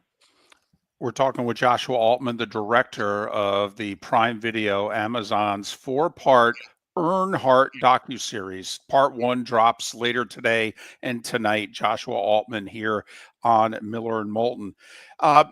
It had to be, as someone who's admitted, hey, I wasn't a huge race fan and what have you, you had to have found it fascinating how Earnhardt and Darrell Waltrip hated each other, and Earnhardt and Michael Waltrip loved each other. Yeah. That is definitely a part of the series, for sure. It was fascinating. And the arc of their trajectory, too, just between Darrell and him, you know what I mean? From this sort of rivalry, right, that you have over the course of really we really watched play out in episode 1, to him being there calling the race in 2001, calling Daytona, and being there, to see him afterwards, to see, Dale Sr.'s body, was just, it's an incredible arc of a relationship between the two of them. And yeah, we definitely touch on, Michael's relationship coming into that. They were both excellent too. I mean, the two of them were willing to sit down and talk with us. And I couldn't have been more grateful that they were able to share, I think, their stories as well. I don't know if mentor is the right word, but we do know a lot about Jeff Gordon coming in and Earnhardt and Gordon's relationship. Is that something that you focus on at all in this? Yeah, a little bit. We get into that. Jeff sat down with us as well. He was great, just in terms of giving us that sort of other chapter that emerges. I think what's fascinating to me too with that, and we get into this a little bit, that Dale Sr. really started, wasn't just an incredible race car driver, right? He wasn't just the face of NASCAR, a person who transformed. He also built this business empire and was smart enough at the time to be I need to own my name, image, and likeness, and didn't just do that for himself, but then started bringing other drivers like Jeff Gordon into this mix, into this idea of okay, let's do this, let's create this thing and own this. And he did all that with a 9th grade education. I think that's something that, was sort of really sold me on just how incredible and how iconic he was of a person. We really hope that the series sheds light on, we want Dale Earnhardt Sr. to be seen in a lot of ways with, Michael Jordan, Babe Ruth, even someone like Elvis, that we see him as an American icon. So, the hope is that other people take that away too. Are there other people involved in the project who are big NASCAR fans who even they learned something from this and they went, I'll be damned, I didn't know that? Yeah, for sure. I think we all did. I think most of my team is NASCAR newbies. I think the points that I just mentioned too was a big thing that we all sort of got hooked into, this notion of this man with a ninth grade education really succeeding at this level. But I think underneath that, really just the human story of it, having Dale Jr. and Kelly grow up in the shadow of this, and their relationship dynamic with their father and how challenging that was at times. In a lot of ways we see, these two competing arcs, that Dale Sr. is on this path of success that really takes him away from his family. And simultaneously, Dale Jr. is on this arc of chasing success to bring him closer to his dad, So, yeah, I think that was something that really, hooked us all. Hopefully that hooks an audience as well. Joshua Altman, the director of Earnhardt. It's a 4-part docuseries. It drops later today and tonight. Prime Video, that's Amazon. Joshua, congratulations on the project. It sounds remarkable. Best of luck with it, and hopefully we can talk to you again. Yeah, thank you so much. I can't wait for you to check it out. I definitely will. I'm in. I love these docuseries. I think they're terrific, and we will certainly, as it said, get a lot of insight, a lot of stuff you've never seen before. Got a very positive review from SI, who's already seen the series. Basically, it says outside of Dale kicking back with a drink and telling you the stories, it's the next best thing. I know I've said this to you before. I think I've said it on the air, and I was not an Earnhardt guy in terms of I rooted for him. I was a Rusty Wallace guy, and they were like friendly rivals. But I can tell you NASCAR has never been the same for me, because I always, when they were racing in the 80s and the 90s, I always compared where Rusty was to where was he in relation to the 3-car. And I would watch the race, and even if Rusty was leading, I was always wondering, where's the 3-car? And I don't do that anymore with anybody else. Well, I mean, to be fair, you're not watching the sport nearly the way Nope. When we first started working together, David, you were still a gearhead. Yep. You have completely lost. Doesn't mean you don't watch Daytona and you don't pay attention. I get all that. But you don't watch the sport. Of all the sports that you watch and love, you've lost your passion for NASCAR since we've been working together. And very quickly, because I know we're up against it, it not being Sunday at 1 o'clock anymore, and one network is part of it. And we just talked about that last hour with the NFL and the streaming, and will that ever play a role?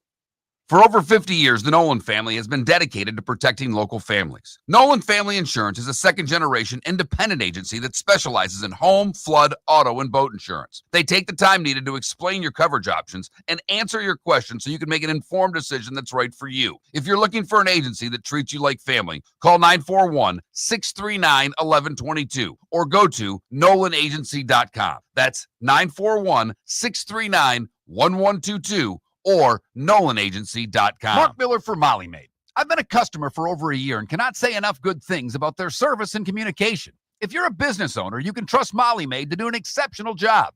Their expert team delivers tailored cleaning for whatever your needs, ensuring a pristine environment for clients and staff.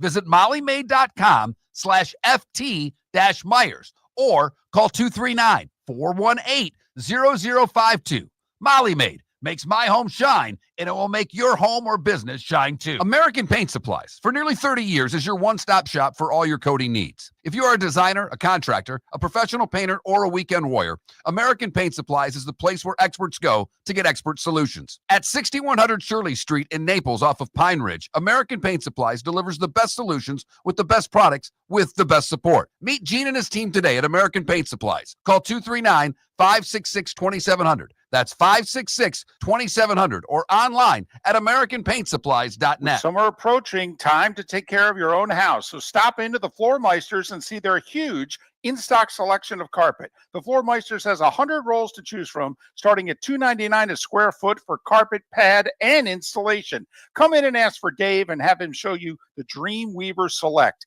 Many styles and colors to choose from that fit everyone's taste. Floor Meisters, 6281 Naples Boulevard in Naples, right next to Costco, or go to the web, floormeisters.com. This is Miller and Moulton.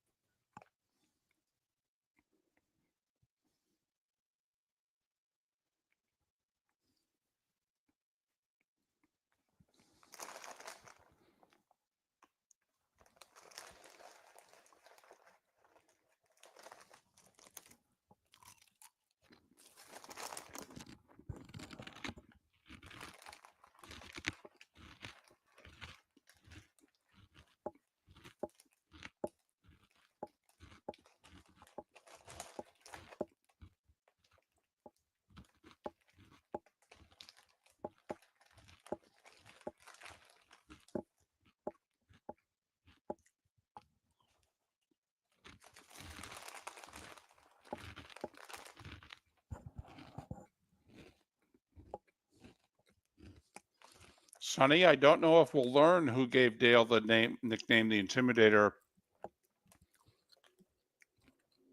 It kind of said it in the release that it does. I wasn't gonna, I mean, that's well, that'd be interesting because most racing people just say it came about during 1987, and they kind of talk about the Winston All-Star race when he made the pass in the grass and that it came out of that. But I've never, this is one of the highlights of my life. I interviewed him like 3 times. My career, I should say.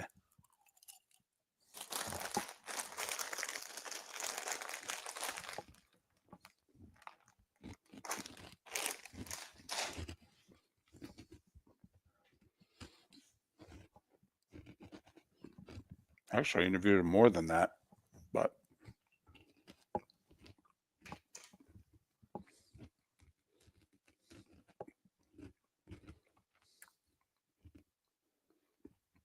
I know I told this story. He made me wait all day for an interview last time I ever put a mic in his face.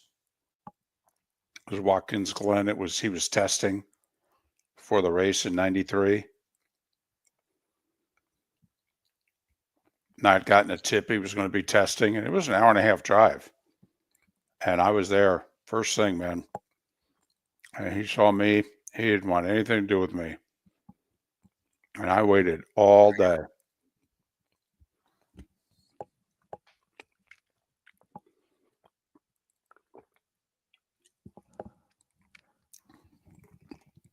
Finally, he's heading to his trailer at like 4 in the afternoon. I've been there 7 hours. And he looks at me, and I'm asking him again, and he finally says, "You're not going to leave, are you?" And I remember exactly what I said to him. I looked right at him. I said, "You're Dale Earnhardt, sir. No." probably got to the interview right there.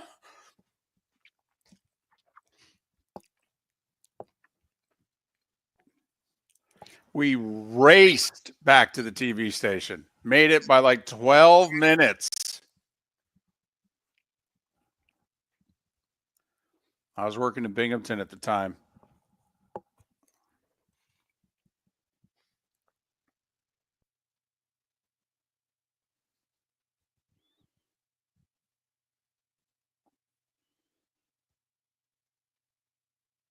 Yeah, it was at Watkins Glen, Johnny.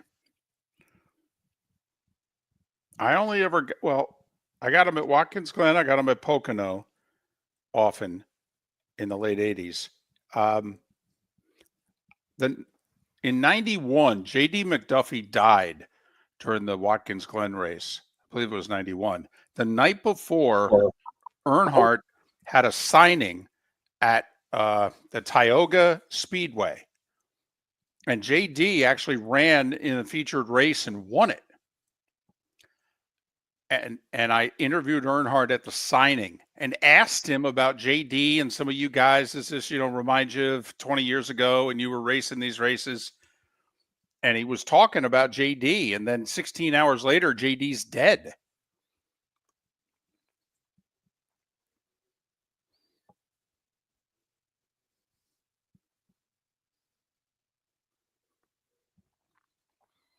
I don't know if I've ever seen as many people wait for an autograph signing as that Saturday night.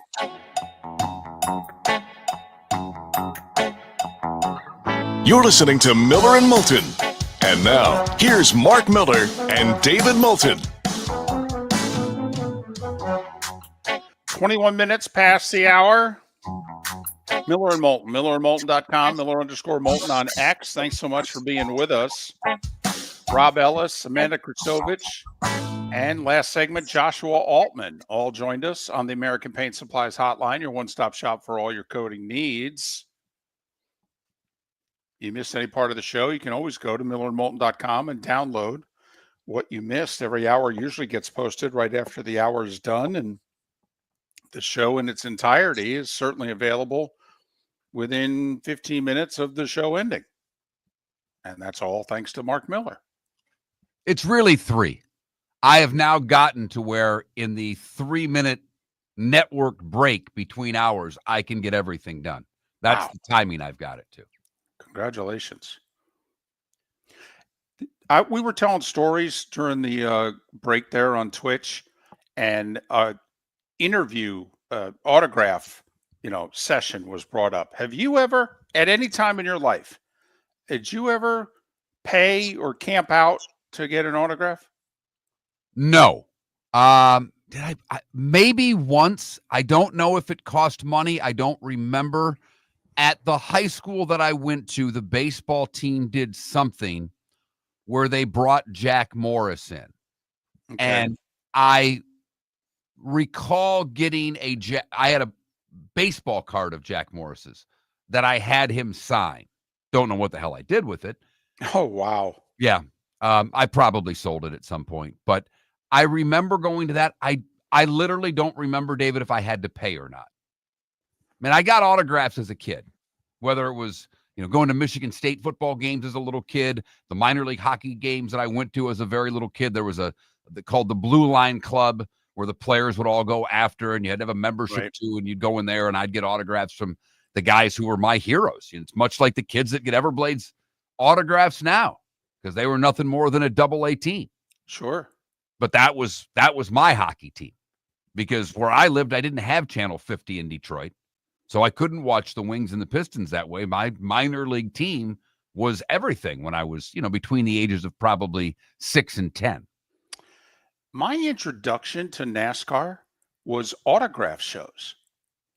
That's the drivers. I didn't know this. I was like Joshua Altman. I was a newbie. I grew up in Jersey. There was a drag racing strip in the southern part of the state, Englishtown. They had some big nationals races there, but we didn't have a NASCAR race. And while IndyCar in the late 80s, early 90s tried to do something in the Meadowlands parking lot and in and around the area, I mean, I didn't grow up watching the sport, but then I go to college in northeastern PA, Poconos in our area, and I got to cover NASCAR. And I remember one day, Kent Wessling was my boss, my first boss, and he said, hey, you got to go to this autograph session. And I think it was Bill Elliott is going to be there. And I'm like, oh, okay.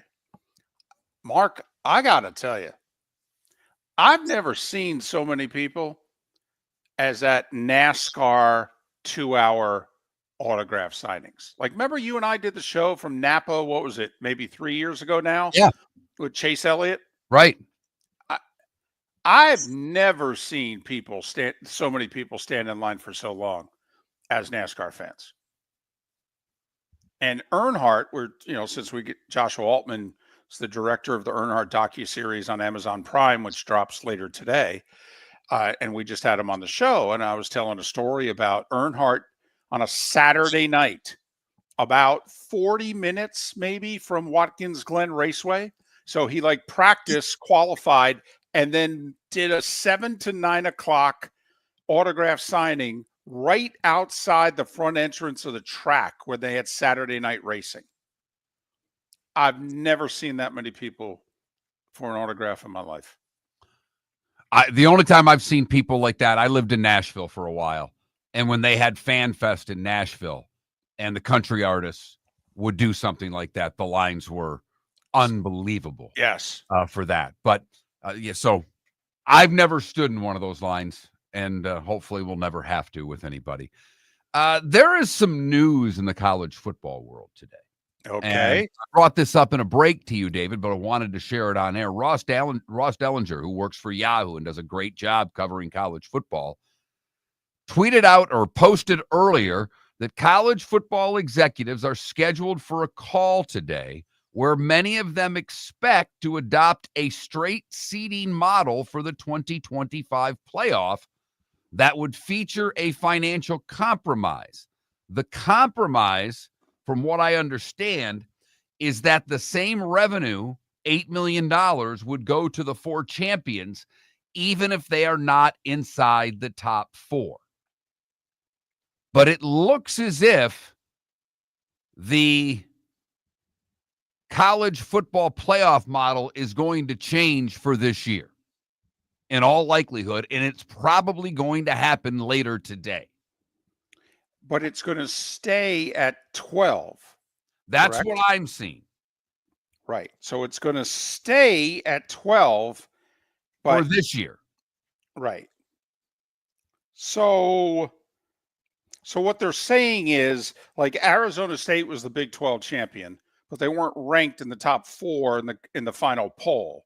So I guess what they're saying is, if this same thing happened this year that happened last year, we would put Arizona State obviously in the playoff, but we would seed them wherever they get seeded. They'd get the money as if they were a top 4 seed. Right. But for the record, last year, the top 4 seeds were final college football committee ranking, regular season: Oregon, Georgia, Texas, Penn State. So I guess they would have gotten the buys? Yes. And yes. But it would have changed then the home games, obviously. Right. Now, what's interesting is that, like, Alabama was in the final poll 11th, but they wouldn't have made it because they have to make way for Clemson, who finished 16th in the final poll, but they're the ACC champions, so they got to get in. Clemson, I think, then would have been the final seed in the survey. They would have been 12. So it would have been Notre Dame hosting Clemson, by the way, Ohio State hosting Arizona State, Tennessee hosting SMU, and Indiana hosting Boise State, where Boise State would have been seeded 9th, but they would have gotten the money as if they were a top 4 seed. Because Boise, yes. Because Boise was ranked ahead of Clemson, so they would have been top 4 conference champion. Okay, so for this year, that's how they're going to do it, and then we think they're going to 16. Right. In all likelihood. But do you like this better? Oh, it's more than likely more fair. Yeah, at the end of the day, I like it. I think you have to reward the best teams. And it didn't play out that well for the top seed last year with who they had to play. It definitely gives the top seed a bigger advantage than they had a year ago. So are you saying that Oregon would have fared better if they played the winner of Indiana, Boise State? I think. I think it would have been a little easier for the Ducks. Georgia's the 2 seed would have played the winner of Tennessee, SMU. Texas, as the 3 seed, would have played the winner of Ohio State and Arizona State. And Penn State would have played the winner of Notre Dame, Clemson. So instead of meeting in the semis, there's a chance that Penn State and Notre Dame would have met in the quarters. So those are the changes coming in all likelihood today in college football, as we're, 98 days away from that first Thursday, David? 98 and 105 are the magic numbers. 14 weeks college, 15 weeks till Cowboys-Eagles. And the tush-push survives. Big day for Eagles fans. Any Eagle fan in your life today is going to be boasting. David called it the fourth biggest win in Eagles history. We're not sure he's wrong. 2 Super Bowls and the 60 title with Bednarik over Lombardi and the Packers. And then the vote yesterday in Minneapolis. Whether you peak performance, reigniting intimacy, or simply want to feel your best, Game Day Men's Health creates customized game plans to optimize your health. Call 239-427-3441 for our Bonita Springs and Naples location to set up your free testosterone test and consultation. Mention Miller Moulton Radio Show for 10% off your service. Find your maximum self with Game Day Men's Health, Bonita Springs and Naples, Florida. Call 239-427-3441 today. Wine glasses never fall over until you get a brand new rug. Oh, no. Ketchup bottles act normal till you're wearing a new shirt. Oh, you kidding me? And rocks slide peacefully on the road till the day you get a brand new windshield. Then they fly up off the road and attack without mercy. That's why new windshields from Glass Doctor come with our windshield protection plan. Unlimited repairs and 1 replacement for 12 months. Don't just fix it, protect it. Glass Doctor. A neighborly company. Southwest Florida's scorching heat is on its way. Stay cool with Air Advantage. As a proud Rheem Pro partner, Air Advantage delivers top-notch air conditioning solutions to keep you cool and comfortable. Right now, enjoy 18 months, no interest, no payments on qualifying systems. Call 433-4635 today for expert installation and unbeatable comfort all summer long. Online at myairadvantage.com.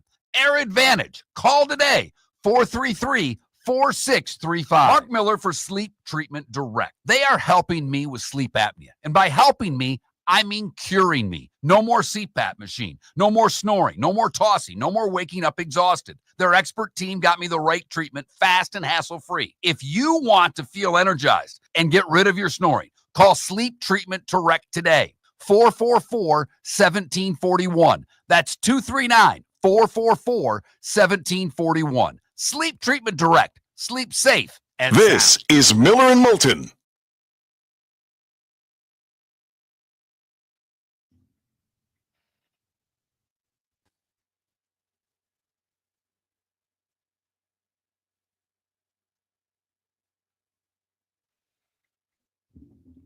Michael, it's a great question.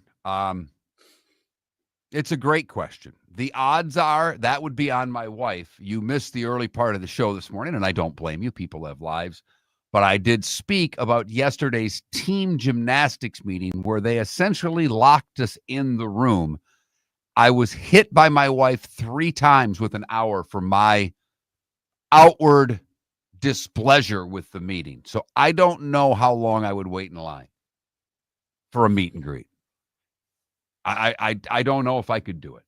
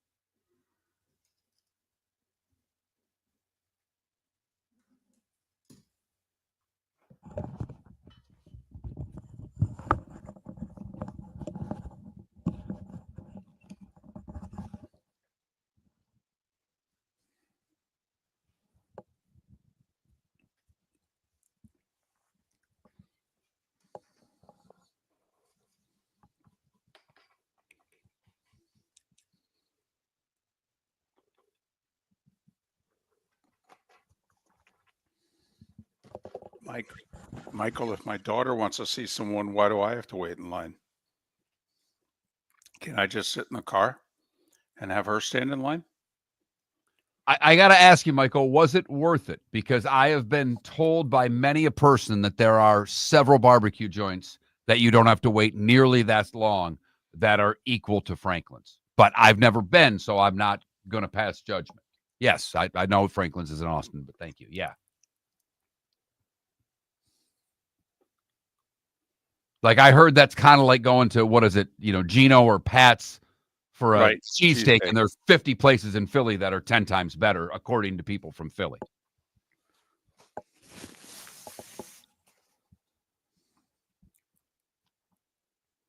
I will say there was a restaurant I was at, Michael, in in Savannah, and we were lucky enough to stay in the boarding house. Basically, it was an Airbnb, and the wait for that restaurant for a lunch place was like nothing I've ever seen.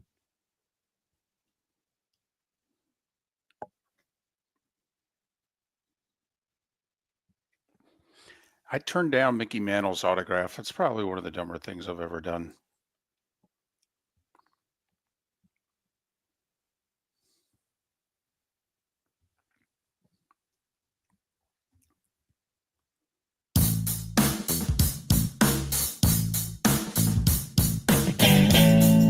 Welcome back to Miller and Moulton. Text the guys what's in your mind at 21,000. That's 21000. And now, here's David Moulton.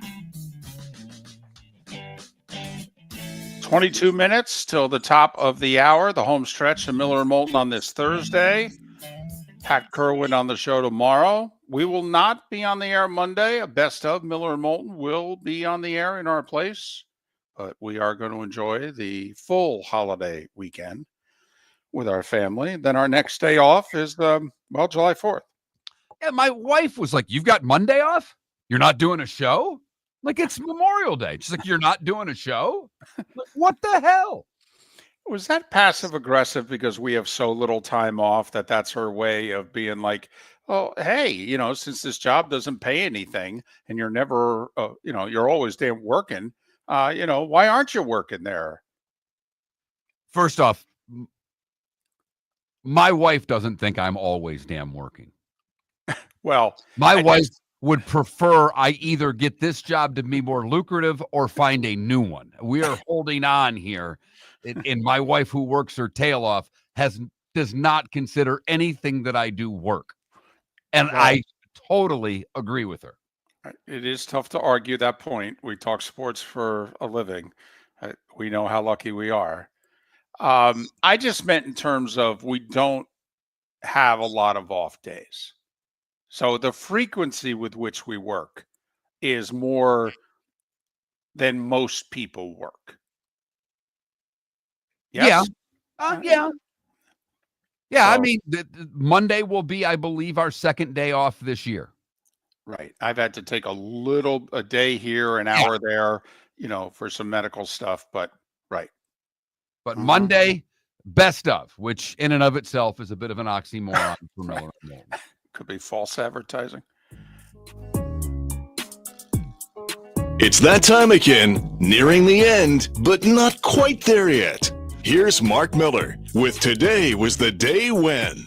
Today Was the Day When is brought to you by Game Day Men's Health, Bonita Springs, and Naples. Call today, 239-427-3441. That's 427-3441. Mention Miller and Moulton. Get 10% off your services, or simply go to GameDayMen'sHealth.com.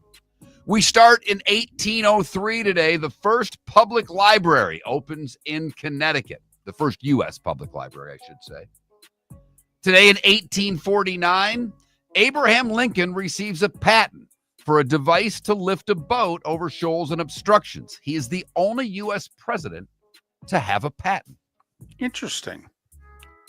Nessie was sighted for the first time today in 1933. The first modern sighting of the Loch Ness Monster by Aldi and John McKay saw something resembling a whale.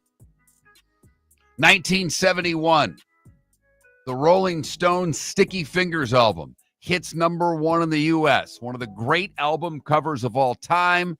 It had the working zipper to open the album. Nixon visits Moscow today in 1972.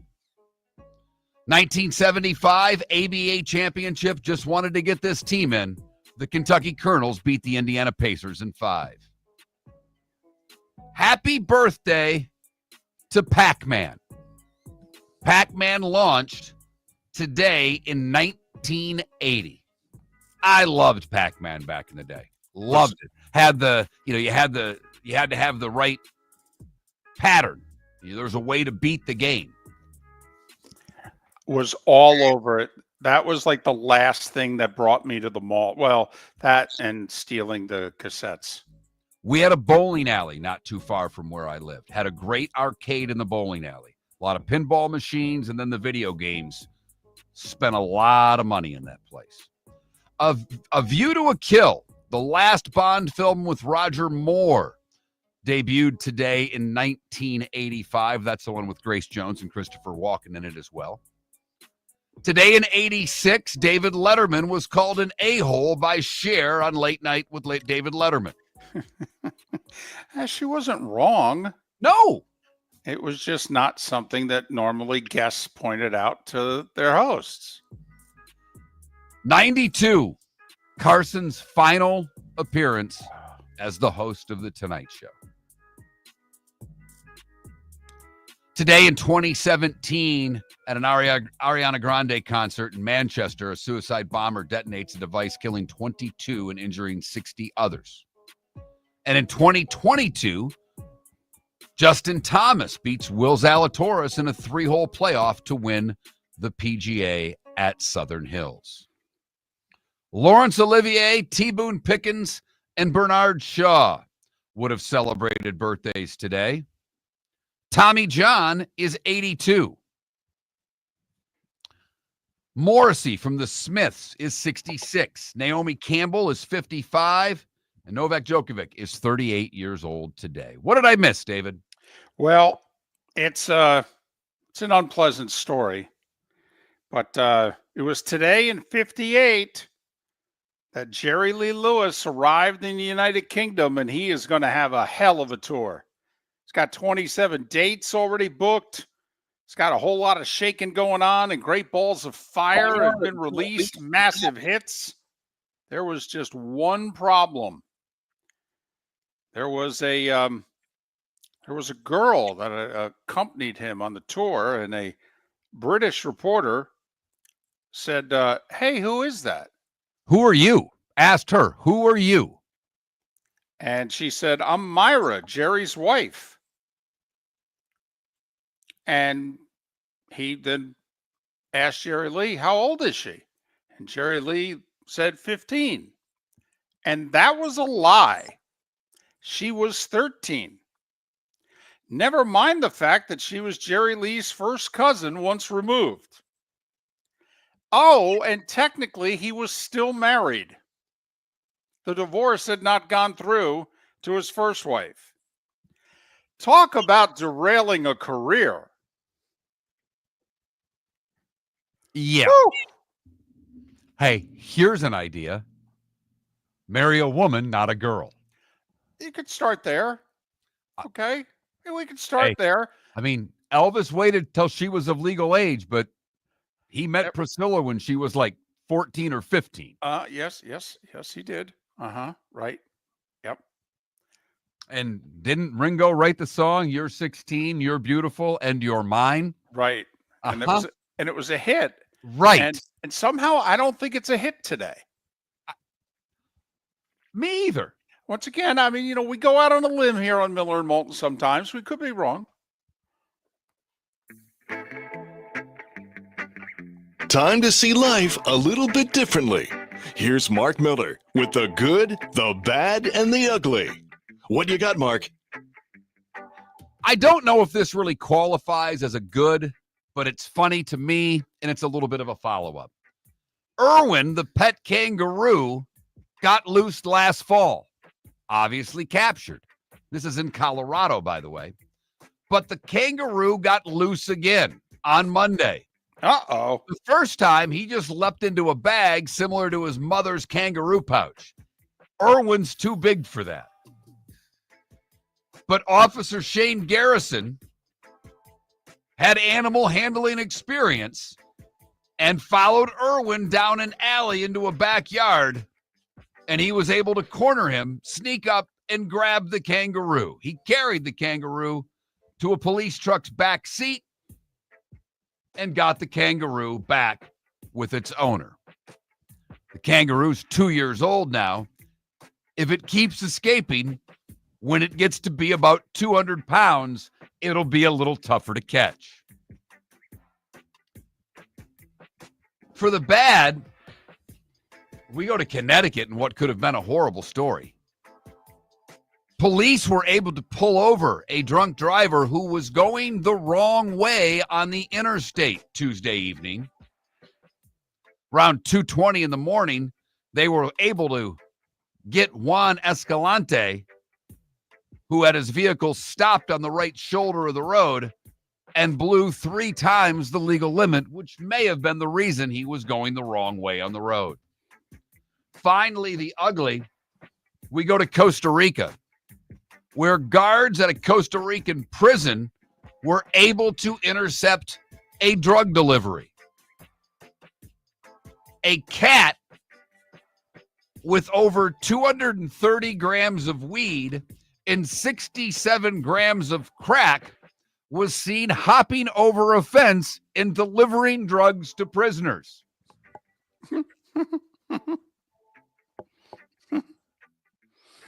They shared a video of a guard climbing the fence to catch the cat burglar.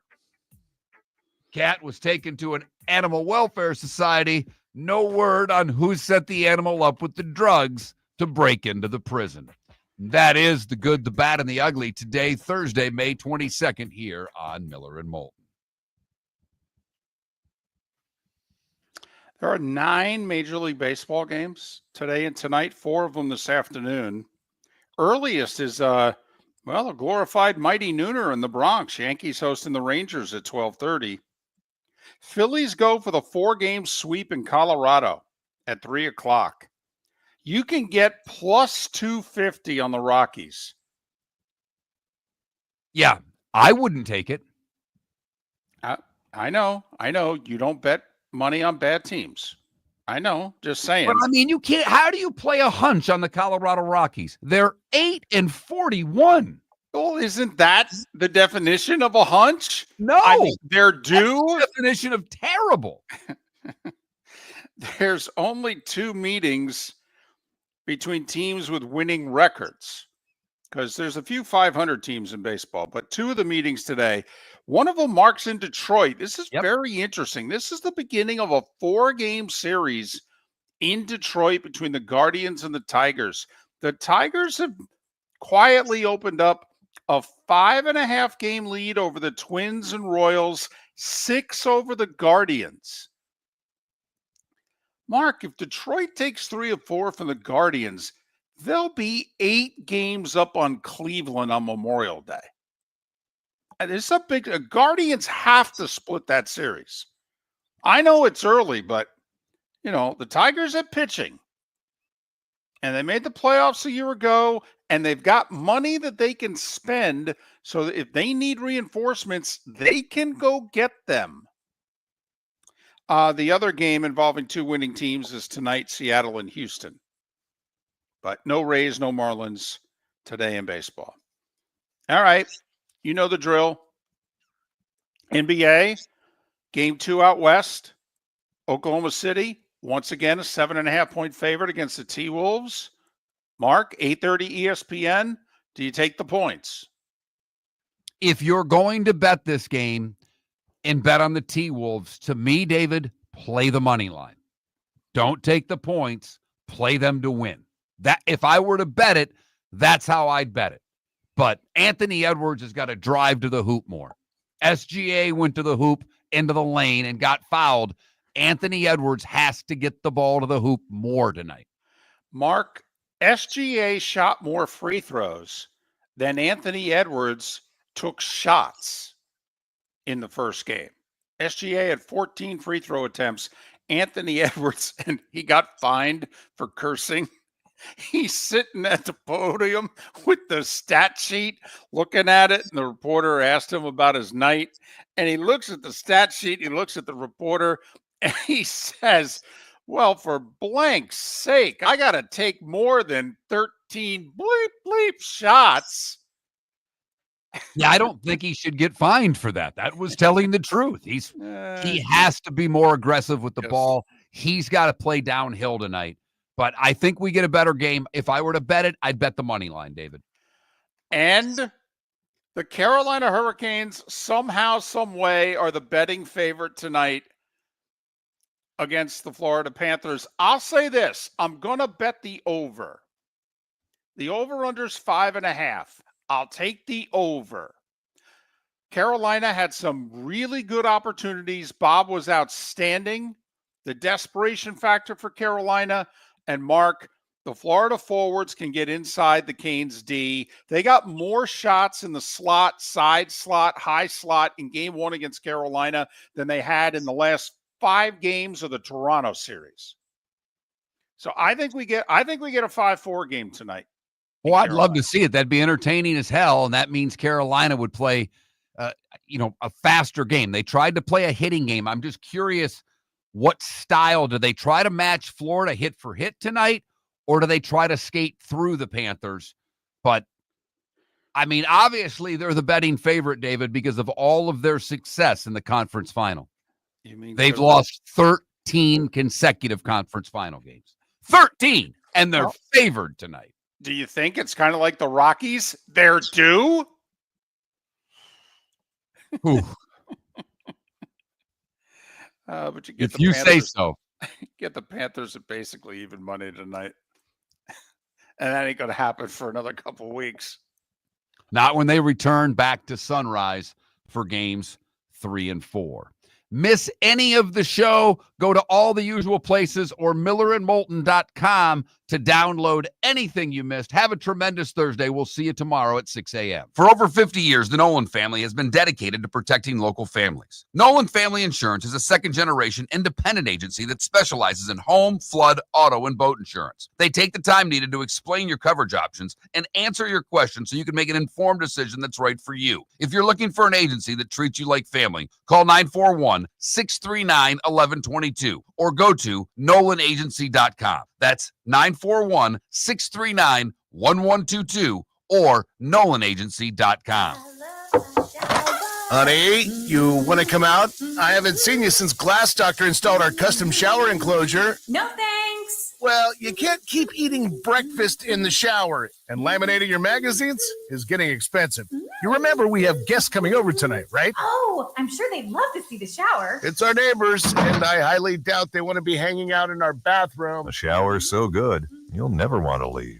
Visit glassdoctor.com today and schedule an appointment online. American Paint Supplies, for nearly 30 years, is your one-stop shop for all your coating needs. If you are a designer, a contractor, a professional painter, or a weekend warrior, American Paint Supplies is the place where experts go to get expert solutions. At 6100 Shirley Street in Naples off of Pine Ridge, American Paint Supplies delivers the best solutions with the best products with the best support. Meet Gene and his team today at American Paint Supplies. Call 239-566-2700. That's 566-2700 or online at AmericanPaintSupplies.net. Summer approaching, time to take care of your own house. So stop into the Floor Meisters and see their huge in-stock selection of carpet. The Floor Meisters has 100 rolls to choose from, starting at $2.99 a square foot for carpet, pad, and installation. Come in and ask for Dave and have him show you the Dream Weaver Select. Many styles and colors to choose from that fit everyone's taste. Floor Meisters, 6281 Naples Boulevard in Naples, right next to Costco,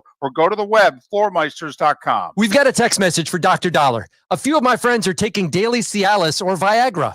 What are the benefits and how much does it cost? Great question. Cialis, tadalafil, and Viagra, sildenafil, are game changer for men who want better performance, stamina, and confidence. They improve blood flow, support long-lasting performance, and help you feel like yourself again. And the best part, at Revitalize Clinic, we make it affordable. Less than $1 per pill. No overpriced prescription, no hassle, just real results, American made at the best prices in town. Plus, with early hours starting at 5:30 in the morning will fit your schedule. Take control of your health today. Call Revitalize Clinic at 239-277-5770. Visit revitalizelounge.com or text Dr. Dollar directly at 239-980-2302. That's 239-980-2302. Get results. Get confidence. Revitalize Clinic, because every man deserves to perform at his best without breaking the bank. Text Dr. Dollar now at 239-980-2302. This is Miller and Moulton.